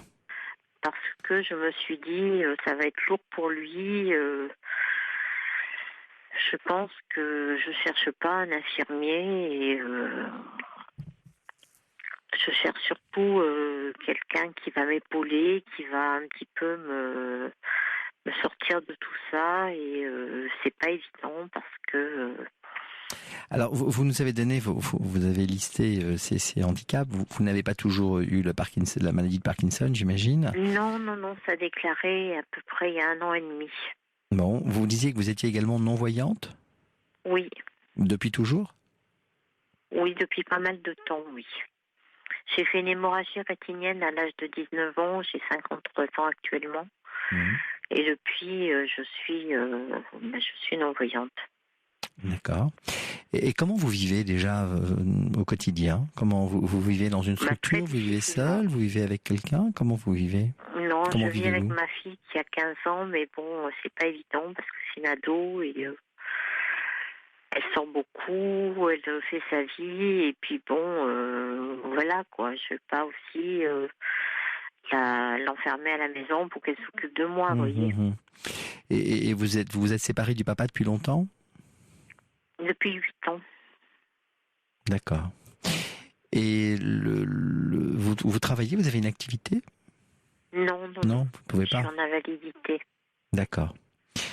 Donc vous êtes chez vous. Qu'est-ce que vous faites toute la journée ? Rien. Et vous avez été sur un site. Comment vous avez fait pour aller sur ce site de rencontre ? En fait, c'est ma fille qui m'a inscrite. Et c'est elle qui a écrit les messages ? Non, c'est pas elle qui écrit les messages, mais une synthèse vocale. D'accord. Et alors donc vous avez fait la rencontre de cette personne. Vous vous êtes présenté comment ? Qu'est-ce que vous lui avez dit ? Qu'est-ce que vous lui avez écrit plutôt ? Je lui ai dit que je cherchais un compagnon qui partagerait les mêmes affinités que moi et que... Et c'est quoi les affinités ? C'est quoi les centres d'intérêt que vous avez évoqués ? C'est quoi les affinités que vous avez mis en avant ? La musique, le cinéma, même si je vois pas, je peux suivre un film. les balades, voilà, des choses toutes simples en fait. Et sur ma photo, il m'a dit qu'il me paraît triste. Et je lui ai dit que j'avais rencontré pas mal de difficultés, d'épreuves dans ma vie. Quelle photo? Et que j'avais perdu ma maman il y a peu de temps, donc c'est peut-être ça qui faisait que j'avais l'air triste sur la photo, quoi. Et sur la photo, on peut pas voir que vous êtes évidemment non-voyante, malvoyante. Oui. Qui avait pris cette photo? C'est par le système de webcam. Ah, d'accord. D'accord. Et il vous a trouvé à son goût, semble-t-il, Marie-Lou? Oui, bien sûr. En fait, vous n'avez pas menti, vous n'avez pas omission, on va dire, vous avez omis de préciser certaines choses, on va dire, mais vous n'avez pas menti. Les centres d'intérêt que vous avez évoqués sont bien là. Votre photo, c'est bien vous. Les messages que vous envoyez, c'est bien vous. Tout cela fait que vous ne devez pas vous sentir coupable d'avoir menti ou d'avoir trompé l'autre. Hein. Il faut déjà essayer de déculpabiliser ce point. Vous avez simplement omis de dire certaines choses qui vous paraissaient de nature à peut-être l'effrayer au départ, c'est ce que je comprends de ce que vous nous dites. Et puis au départ, en fait, c'était peut-être pas utile de lui dire parce que vous ne saviez pas encore si ce monsieur pouvait éventuellement répondre à vos attentes. Tout à fait. Donc ça c'est le premier point. Alors ensuite vous dites on s'est donné rendez-vous et puis finalement vous n'avez pas été au rendez-vous. Vous dites vous êtes dégonflé, ce que je peux tout à fait comprendre puisqu'il ne savait pas encore. Vous ne l'aviez pas tout dit sur votre situation. Alors, et lui, le fait qu'il ne vous ait pas vu, est-ce qu'il vous a repris contact avec vous? Est-ce qu'il vous a demandé des explications? Oui. Je lui ai dit que j'avais eu un souci, que j'avais pas pu le voir, et il m'envoie des petits SMS très gentils pour me demander comment je vais, etc. Ça l'a pas, ça l'a pas perturbé outre mesure que je ne vienne pas à ce premier rendez-vous. Et il vous a demandé de vous revoir? Il vous a fixé un autre rendez-vous? Non, pas encore. Mais vous pensez qu'il va le faire prochainement? Je pense, oui. Et Marie-Lou, est-ce que, hormis ce que vous avez oublié de lui dire, on va dire, ce que vous avez volontairement omis de lui dire, est-ce qu'il pourrait vous plaire, lui, au regard de ce que vous savez de lui aujourd'hui, de ce qu'il vous a écrit, des échanges que vous avez eus? Oui, bien sûr, oui. C'est quelqu'un qui est très à l'écoute, qui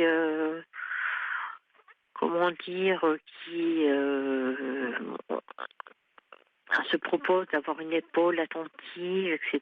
Donc, c'est quelqu'un, à mon avis, qui sait écouter et qui sait... Oui. Alors, vous savez, il y a deux écoles, on va dire, Marie-Lou.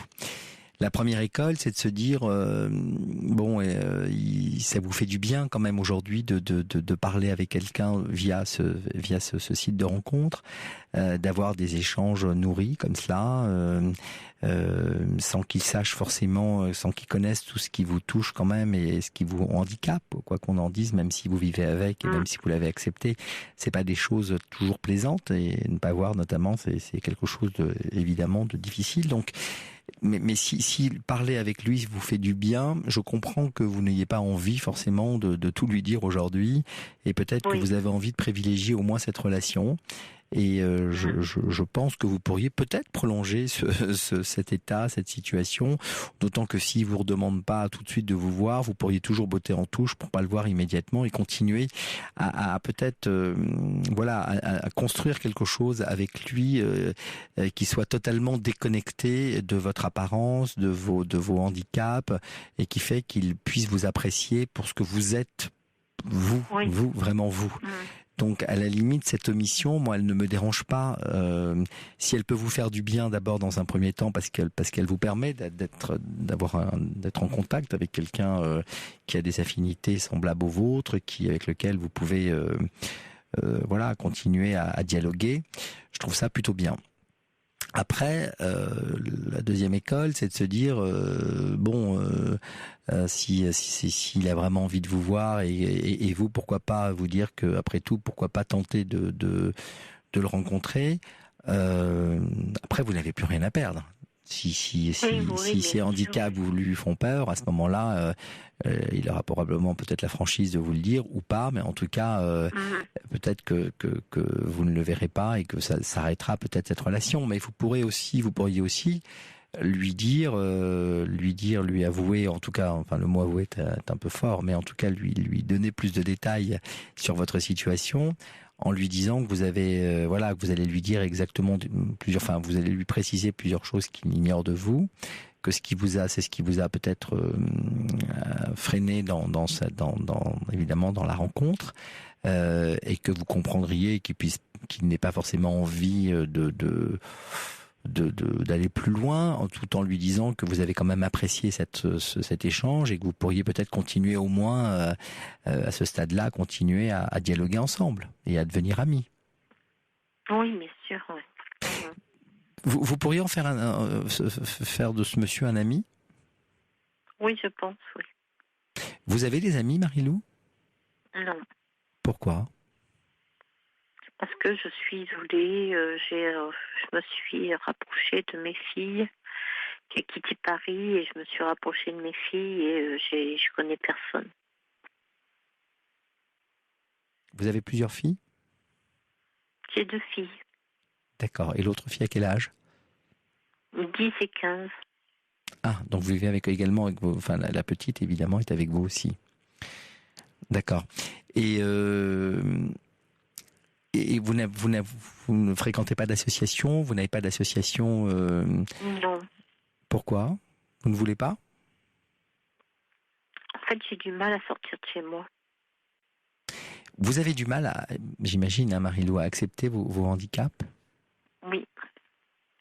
Vous vivez mal ces handicaps ? Oui, je vis très mal. Le fait de ne pas être voyante est plus difficile qu'autre chose, que tous les autres handicaps ? Oui. Puis la maladie de Parkinson, ça m'handicape vraiment. Elle vous fait souffrir aussi ? Ça,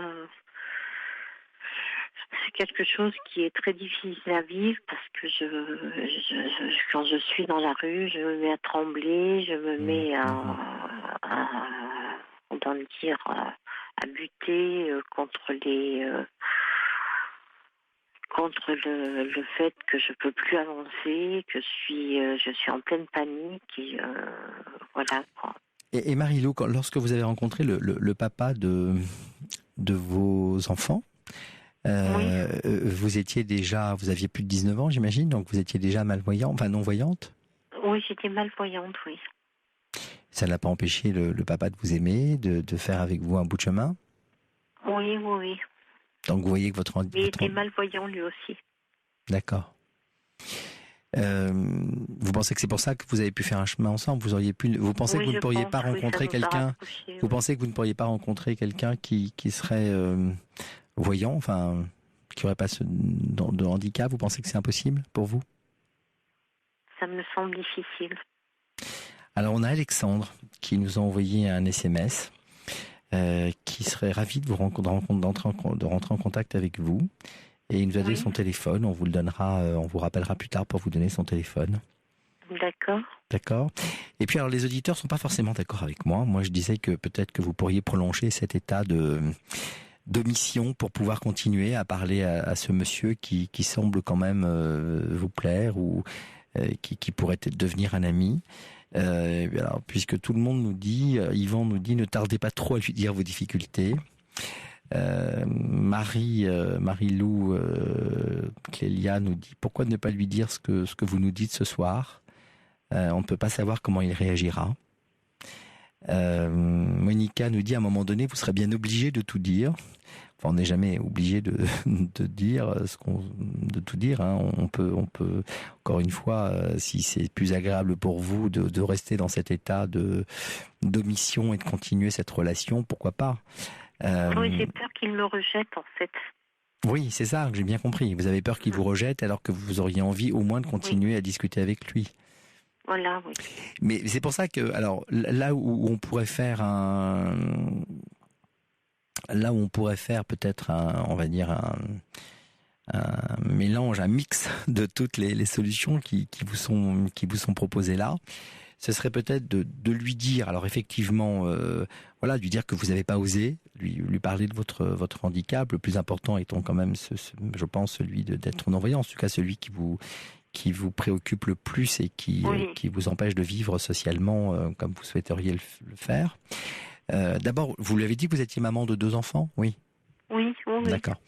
Donc lui dire que voilà, que vous avez un handicap important qui est celui de ne pas voir, que vous n'avez pas osé lui dire pour ne pas l'effrayer, que pour autant vous avez vraiment apprécié ces échanges, que vous comprendriez tout à fait qu'il n'ait pas envie peut-être d'aller sur une relation sentimentale, mais qu'en revanche vous seriez ravi de continuer encore à dialoguer avec lui, de peut-être devenir ami avec lui.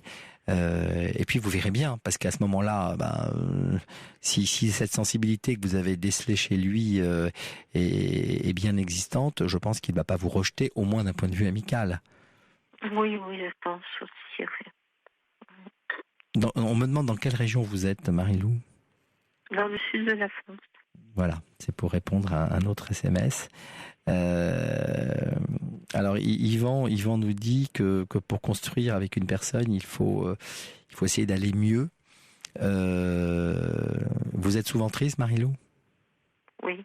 Oui. Vos enfants n'essayent pas de vous apporter, enfin, ne vous apportent pas de la gaieté, de la joie, un équilibre ? Si, bien sûr, mais la petite, elle est à la garde de son papa. Pourquoi ? Et la plus grande, elle est venue parce qu'elle s'entendait pas avec son père. Donc il y a eu un gros clash un jour et elle est venue à la maison.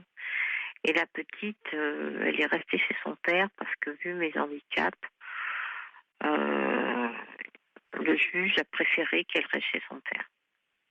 Et vous la voyez quand même, enfin vous la voyez, vous la recevez régulièrement ? Je la vois un week-end sur 2, la moitié des vacances scolaires. D'accord. Ça se passe bien ? Oui, très bien, oui. Bon. Vous avez quand même réussi, malgré cette situation, vous avez réussi à construire une vie familiale avec 2 enfants. Vous avez eu un homme qui a partagé votre vie. Vous avez envie de vivre. Vous avez envie de rencontrer une personne avec laquelle vous allez partager des hobbies. Vous parliez de musique tout à l'heure, de cinéma, de balade. Marie-Lie, tout ça, c'est quand même positif. Donc, il faut que vous croyiez, il faut croire quand même en l'histoire, en une belle histoire. Il n'y a pas de raison que vous ne rencontriez pas une personne qui vous écoute, qui vous comprenne, qui a envie de partager avec vous. C'est vrai qu'Yvan dit il faut être un peu plus gai, un peu plus... Alors ça se commande pas d'être joyeux, mais c'est vrai qu'il faut essayer d'avoir un peu d'optimisme. Il faut avoir un petit peu d'optimisme. Agnès nous dit comment Marie-Lou vit-elle au quotidien ? Est-ce qu'elle vit seule ? Comment fait-elle pour les courses ? J'ai une aide. Une aide à domicile. Qui vous aide, d'accord. Mais vous sortez un petit peu quand même, oui ? Je sors très peu en fait, parce que j'ai des problèmes d'équilibre en fait dus à ma maladie de Parkinson. Ouais. Et vous êtes, est-ce que Marie-Lou, pardon, nous dit, est-ce que vous êtes en contact avec France Parkinson ? Non, du tout. Parce qu'on nous dit que France Parkinson, donc cette association bien connue, serait à même d'apporter conseils, soutien et visite. Est-ce que vous êtes suivi par un thérapeute d'ailleurs ? Oui. Bon, et ça se passe bien ? C'est un bon thérapeute ? C'est un psychiatre, donc il me vous prescrit des médicaments. Puis... non. Alors un thérapeute, un psychiatre peut être aussi un thérapeute, mais c'est peut-être pas. Si vous prescrit des médicaments, c'est peut-être pas la bonne chose. Il faudrait, la bonne chose, ce qu'il fait est probablement bien. Non, mais en revanche, il vous faut un thérapeute pour quand même être accompagné, Marie-Lou. Il faut évacuer, faut évacuer, comme dit l'eau, des souffrances. Moi, je pense que... Alors, Pascal nous dit, je ne suis pas d'accord avec vous du tout. On a tous des handicaps et je ne crois pas que vous devez en parler de manière coupable. Alors, je ne crois pas qu'on vous ait dit d'en parler de manière coupable, au contraire. La cécité, à mon avis, n'est pas un problème. Parkinson est sûrement très handicapant, mais cet homme comprendra, ce que nous dit Pascal. Moi, je pense que, pour résumer un peu tout ce qu'on s'est dit, tout ce que vous nous avez dit, tout ce qui a été écrit, tous les auditeurs qui sont intervenus, je pense qu'effectivement, on pourrait faire un mix de tout ça et à la fois, vous pourriez reprendre un peu possession de votre histoire en expliquant à ce monsieur que évidemment, vous avez omis volontairement certaines choses vous concernant. Que vous l'avez fait parce que vous aviez craint de l'effrayer, mais que pour autant aujourd'hui, compte tenu de ce que vous appréciez vraiment sa compagnie, en tout cas sa relation, d'abord il comprendra les raisons pour lesquelles vous avez peut-être pas présenté à ce rendez-vous, et lui dire que s'il a pas envie de vous voir compte tenu de cela, vous pouvez le comprendre, pourquoi pas, mais voilà, oui. Peut-être que vous auriez envie, peut-être qu'il aurait envie en tout cas de continuer à discuter avec vous. Et puis on n'est pas à l'abri d'une bonne surprise, que ce monsieur vous dise qu'en fait il a envie de vous voir, qu'il a envie de vous rencontrer, que cela ne l'effraie pas, qu'est-ce que vous en savez, Marie-Lou? Si vous n'essayez pas, si vous restez dans cette forme de déni, on ne le saura jamais.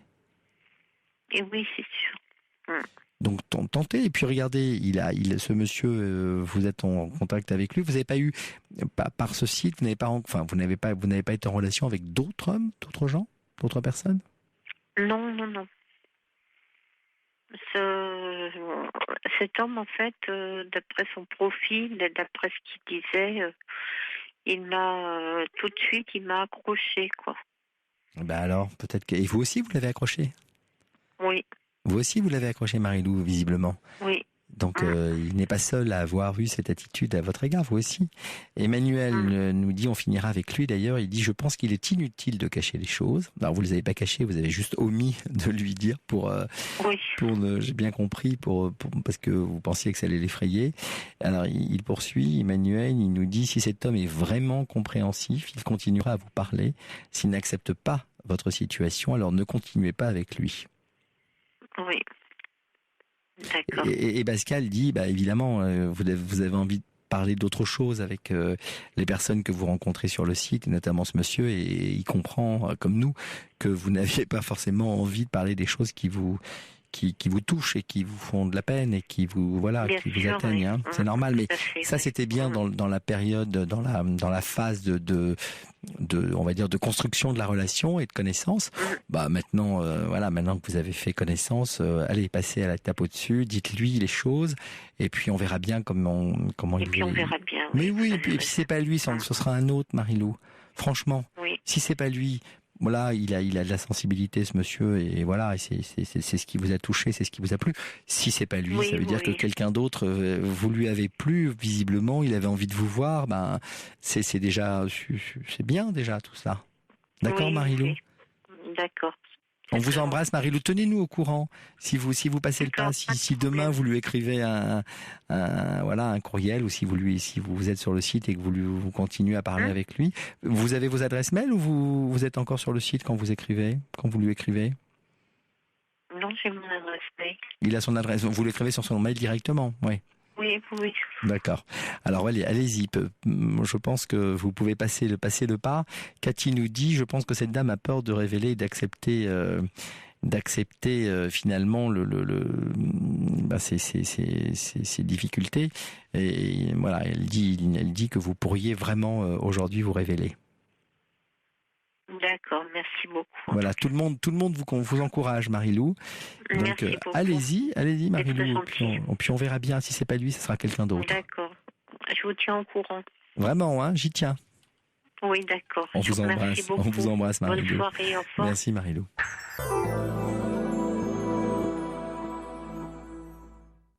Et nous accueillons Michel sur l'antenne d'Europe 1. Bonsoir, Michel. Bonsoir.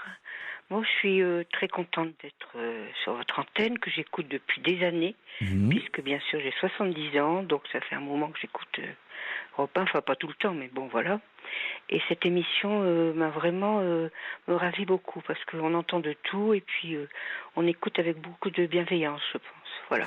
Oui, c'est vrai. Et non seulement on écoute avec beaucoup de bienveillance, mais moi je reste toujours, je le dis, chaque fois que je fais cette émission, que j'ai le plaisir de remplacer Caroline ou Sophie, les auditeurs sont formidables, ils sont pleins de bon sens, ils envoient ils prodiguent leurs conseils, ils sont très réactifs.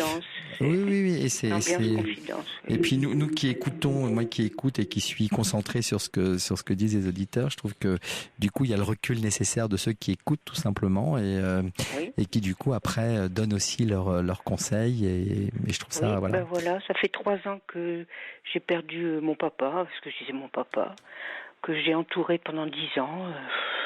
Avec qui j'avais des conversations géniales et tout. Bon, on s'est retrouvés, mon mari et moi, un peu orphelins. Et puis, j'ai fait une dépression après. Et après, c'était le vide, c'était aussi le thérapeute, puisque c'était un psychiatre, c'était aussi les cachets. Donc, le problème, c'est que je me suis sentie fragilisée par donc le départ de mon papa qui avait quand même 99 ans, qui est mort dans son sommeil, donc sans trop de douleur. Donc, maintenant, j'accepte, mais bon, ça fait quand même 3 ans. Là. Ça fait 3 ans au mois d'avril, là, voilà. Et puis, ce qu'il y a, c'est que fragilisée, au lieu d'avoir l'aide de mes enfants, c'était le contraire. Ils me sont tombés dessus en faisant des reproches du passé, ma fille en particulier. Ce que je ne comprends pas, c'est que quelquefois elle a des crises de violence. J'ai déjà failli recevoir un livre. Elle est violente et il y a des moments, elle est très douce et plus calme. J'arrive pas à comprendre. Est-ce que c'est moi qui suis trop, qui me montre pas les limites. Enfin, je trouve que par rapport à sa mère, il y a quand même un petit respect à avoir, je crois. Quand même. Mais Michel, ce que vous nous décrivez là, alors d'abord vous avez parlé de votre papa, qui est malheureusement décédé il y a 3 ans. Ouais. Il avait quel âge votre papa, Michel? Mon papa avait 99 ans, donc c'était pas mal quand même.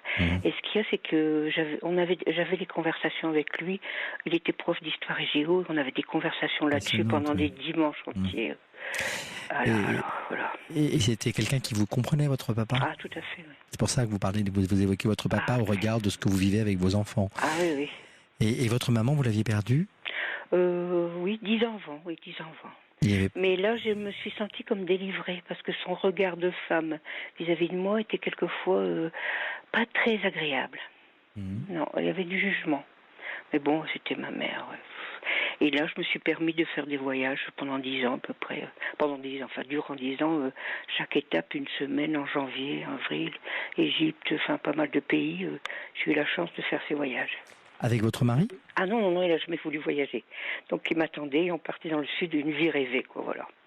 Et maintenant, il y a eu la mort de mon père, et maintenant mon mari est très malade, et j'ai toujours peur, quoi, qu'il s'en aille, voilà. Et les enfants sont... je croyais avoir une petite aide ou une compréhension, rien. Combien d'enfants vous avez, Michel? 2. Et alors, avec les 2 enfants, vous avez des relations difficiles? Oui, difficiles. J'ai toujours pensé... Mon fils a quand même maintenant 48 ans et ma fille donc 40, 8 ans de différence, et je crois que c'est 2 enfants que j'ai gâtés.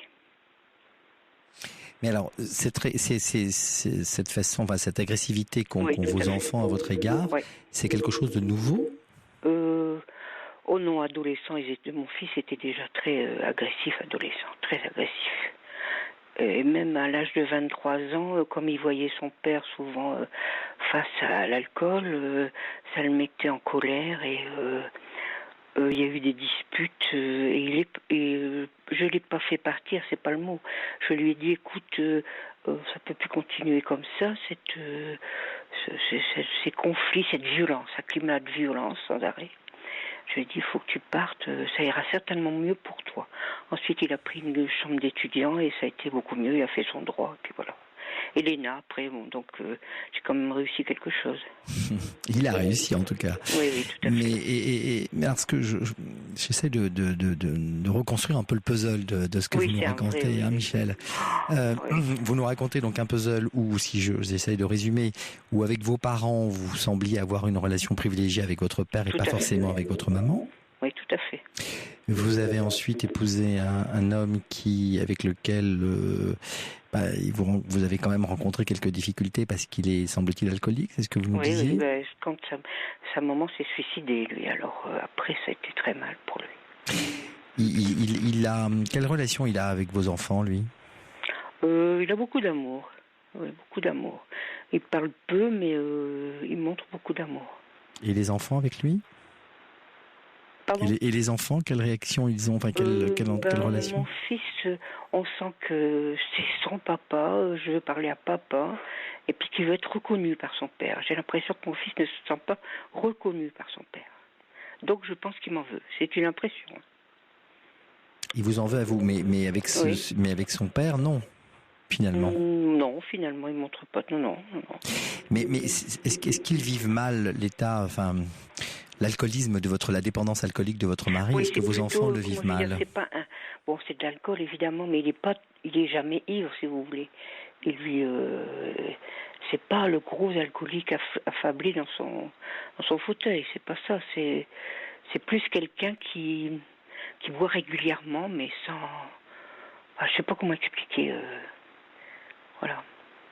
Mais bon, le problème, c'est que mon fils, la dernière fois qu'il est venu avec son épouse, qui d'ailleurs ne m'a jamais montré trop d'affection, je sais pas non plus ce qu'il y a. Enfin, il y a des choses qui se sont, je sais pas tellement expliquer. Il y a des tas de choses qui se sont faites derrière moi, beaucoup d'hostilité, de réflexions malveillantes.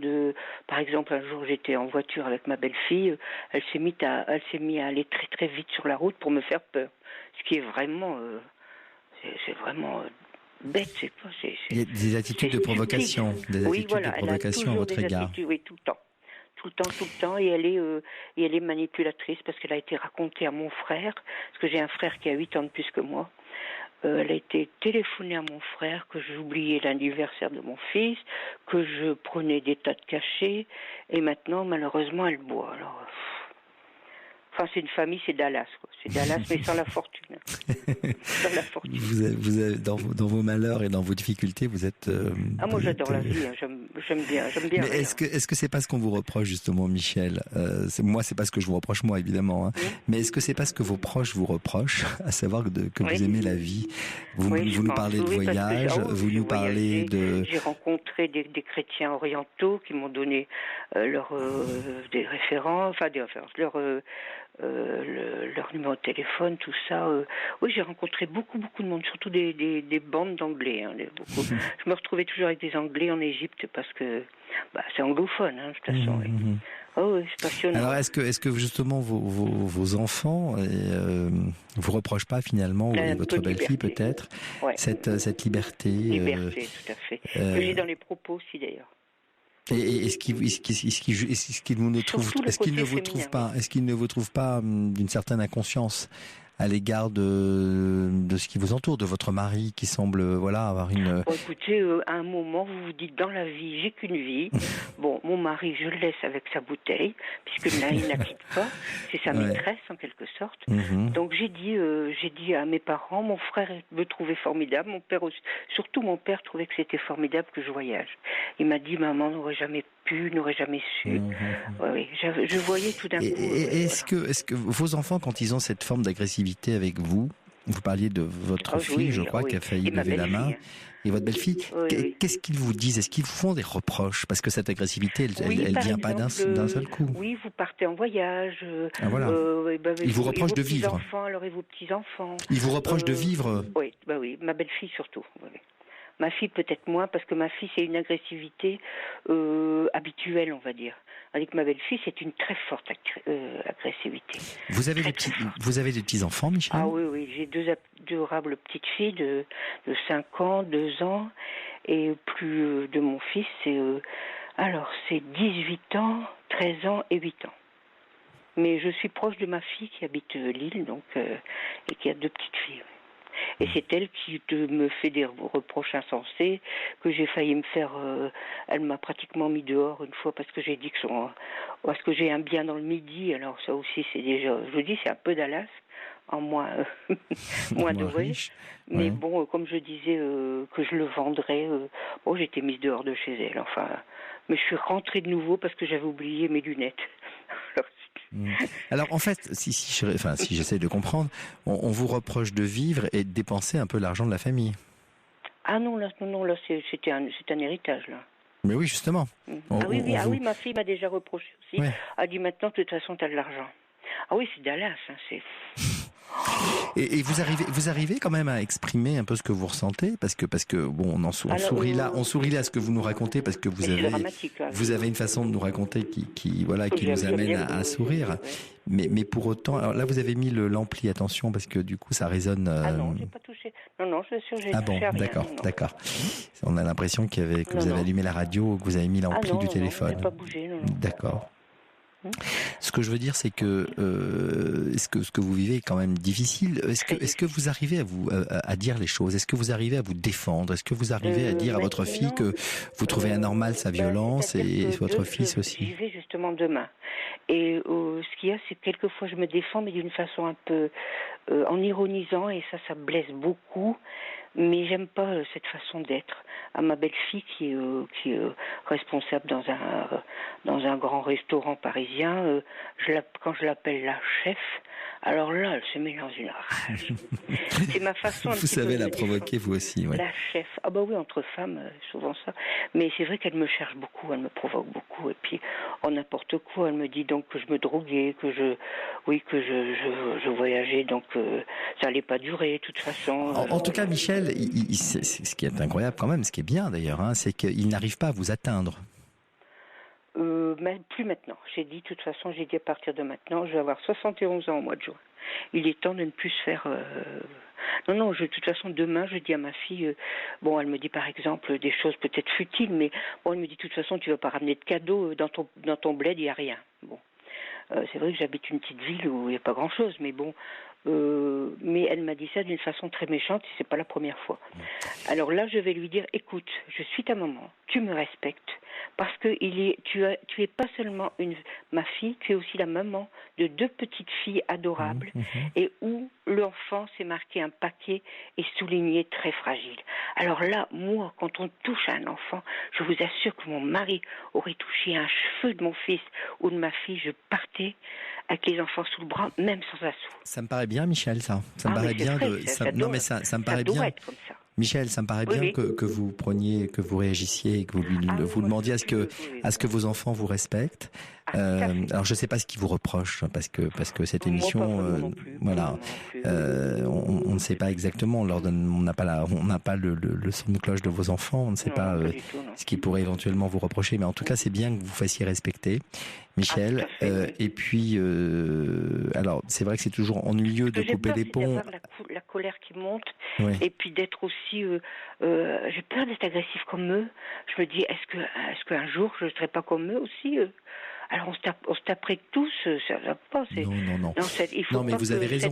Non, il faut pas se taper, mais c'est bien que vous disiez les choses. En revanche, ce qui me pose souci, c'est que voilà. Oui, témoin, non, ça j'aime pas. Non, ce qui serait gênant, ce serait que vous coupiez les ponts avec vos enfants et que du coup vous ne puissiez plus voir vos petits enfants. C'est ce que j'ai pensé. Donc j'ai toujours été, quand ça allait trop loin, je me manifestais, et quand c'est quelque chose de futile, je laisse dire.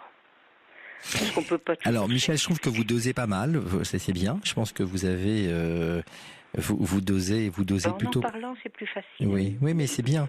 Alors Monica nous dit, j'aimerais bien avoir une belle-mère marrante comme vous. Ah ben justement, je sais pas. Avec ma belle-fille, je suis pas marrante du tout. Mais j'adore quand je vais chez les coiffeurs. Alors là, c'est la rigolade. Non, mais Michel, je pense que c'est bien que vous fassiez respecter.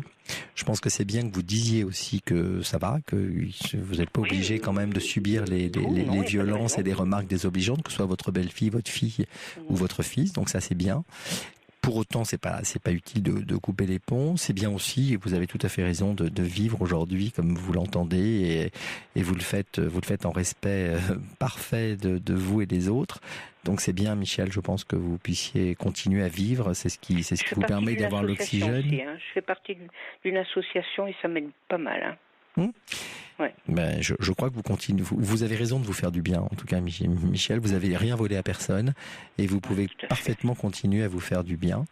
Et puis bon, votre mari, si malheureusement vous n'arrivez pas à l'empêcher de boire ou de l'aider, il veut pas s'en sortir. On a un très gentil infirmier. D'abord un beau petit blague d'abord.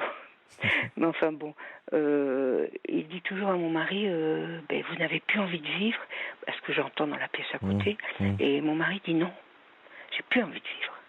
Donc il a plus envie de se battre. Mais moi j'ai peur quand même de... Quel âge il a, votre mari, Michel ? 70, oui, 70. Il est jeune, votre mari aussi. Oui. Mais vous n'arrivez pas, vous, à lui insuffler l'envie de vivre avec cette énergie que vous avez ? J'arrive pas, non. Non, on a l'impression comme ça que je suis très énergique, mais en réalité, je suis quand même pas toujours au top. Hein. C'est pas toujours. Personne n'est jamais au top toujours. Mais chanter aussi, par contre, avec mes petites filles, je chante beaucoup. Mais pourquoi vous n'arrivez pas à aider votre mari ? Votre vie, ça a toujours été la même avec lui ? Ma vie, non, il aimait beaucoup. C'est-à-dire, il aimait beaucoup aller dans le sud. Chaque année, on allait donc dans cet appartement dans le sud. Chaque année, et comme là, il est malade, il peut plus descendre dans le sud. Alors, il m'a dit, moi, j'ai plus envie de vivre. Il n'y a plus de soleil, c'est tout. Il n'y a plus rien. Mais sa maladie, c'est l'alcool. Parkinson, et maladie de Crohn. Et pardon, mais puisque vous avez une maison dans le sud, pourquoi vous déménagez pas dans le sud ? Ah, c'est un appart, hein, c'est un grand studio, quoi, c'est tout. Hein. Et vous ne pourriez pas vendre, je sais pas, vous avez quoi, une maison ici, vous savez ?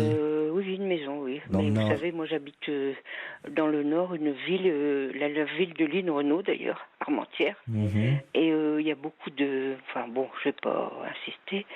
C'est une ville où l'on s'entend très bien, entre Marocains, Français, il y a une très bonne entente. Qui sait, mais ce qu'il y a, c'est qu'il y a des gens, justement, qui ne veulent pas de villes comme ça, qui veulent des villes tout à fait... Michel, je sais pas comment dire. Ouais. Michel, voilà. Oui. Ce que je veux savoir, pourquoi vous n'iriez pas vivre dans le sud en vendant votre maison, en déménageant du nord parce que moi je vais vous dire une chose, j'aime beaucoup le nord.